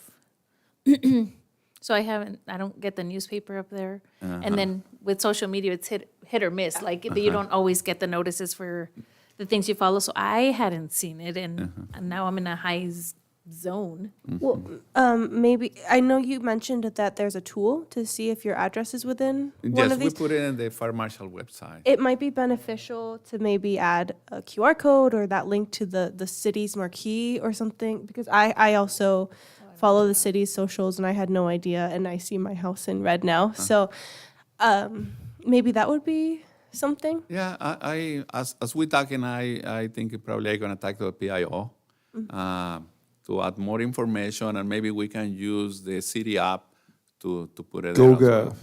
And they have notifications about street closures. The app, GoGov, GOGOV, and it has notifications, meetings, and you just put that on as an app, and it's everything with the city of Paris. So if there's something that I don't know about, might be able to add it to that in addition to the other stuff, but it is something that has all the report of problem, active bidders, business licenses, everything. Can you spell it one more time for me? Dwayne? Go GoGov, big G-O-G-O-V. and then G-O-V. And our IT people are experts. They All right.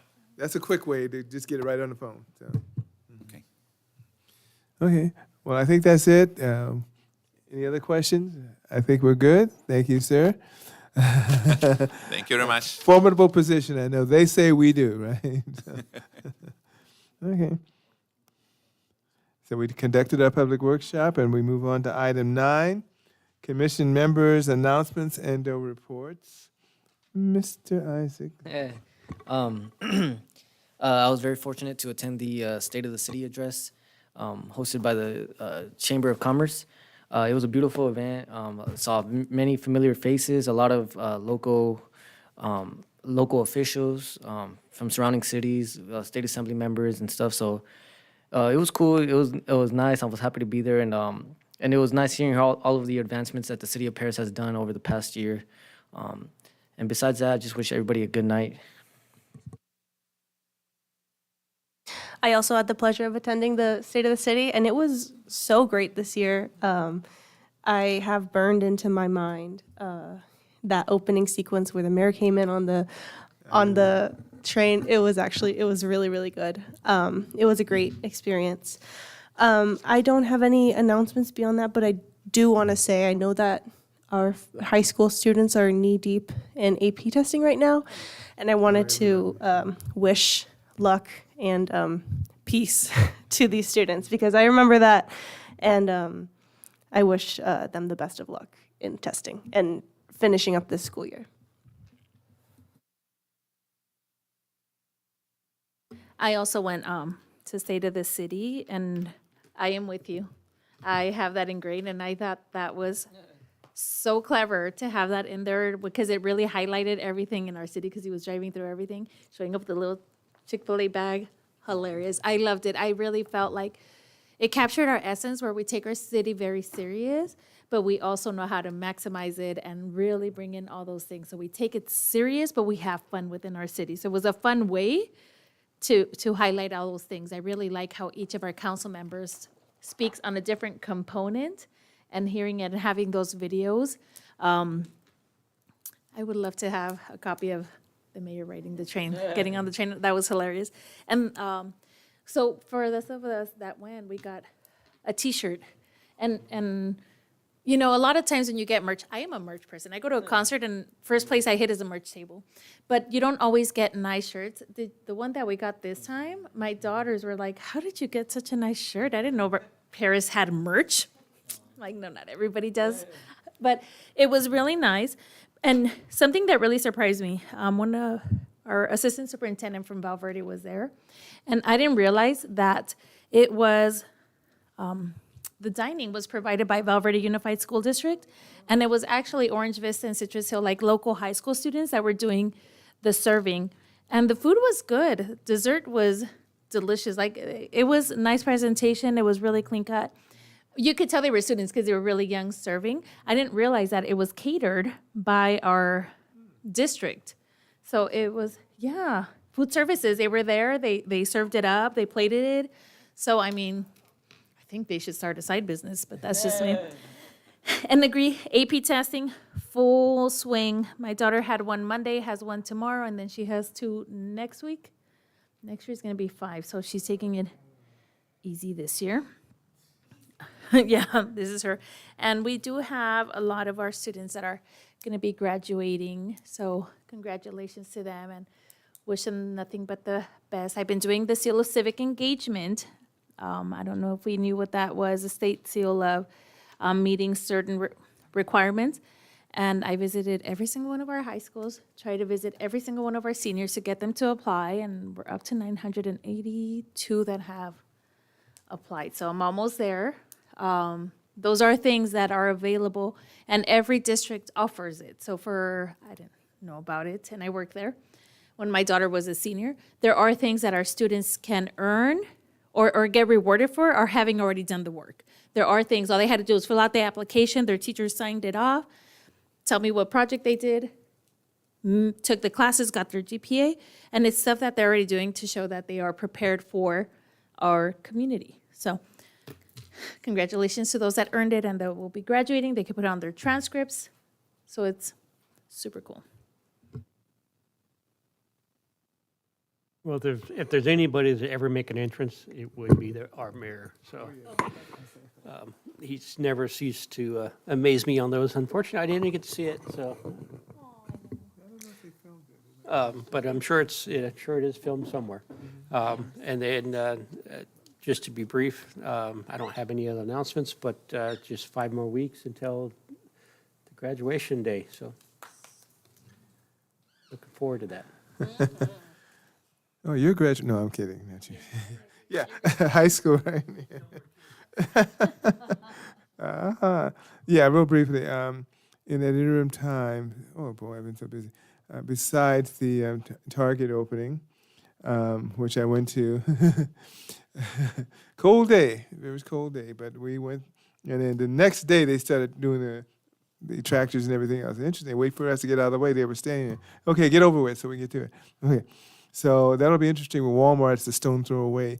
You talk about Civil War, you're going to see Civil War. Okay, so you can park in a Walmart parking lot or park in Target to go to Walmart. I think people are going to do that just to spite them.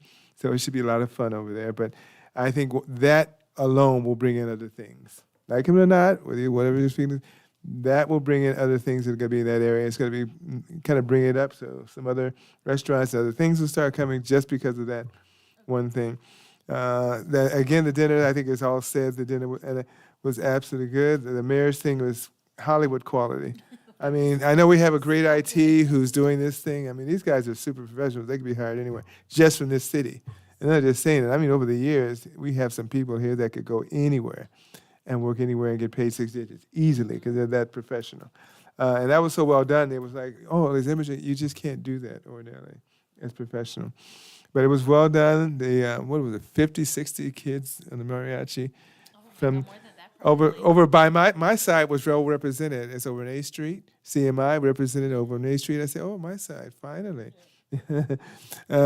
Great singer who did the national anthem, my side. So, the only person that didn't do anything was me.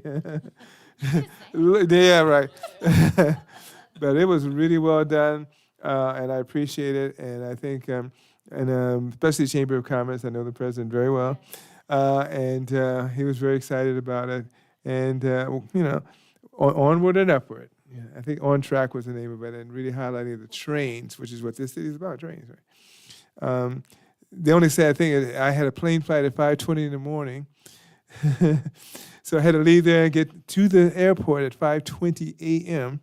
And I think I made it by 2 minutes because I was there, but then they had a line to get to Ontario. Ontario needs some work. And like I'm running and I'm pulling up my pants, taking my shoes because go through TSA. Hey, no, we called your name. So I'm pulling my pants up and running down to get on the plane. Because what are you doing, man? It's going to be a porn act here. I said, well, what do you want me to do? I had no shoes. I had the belt not on. Get over there. So I said, this is ridiculous. And I had to wait for it.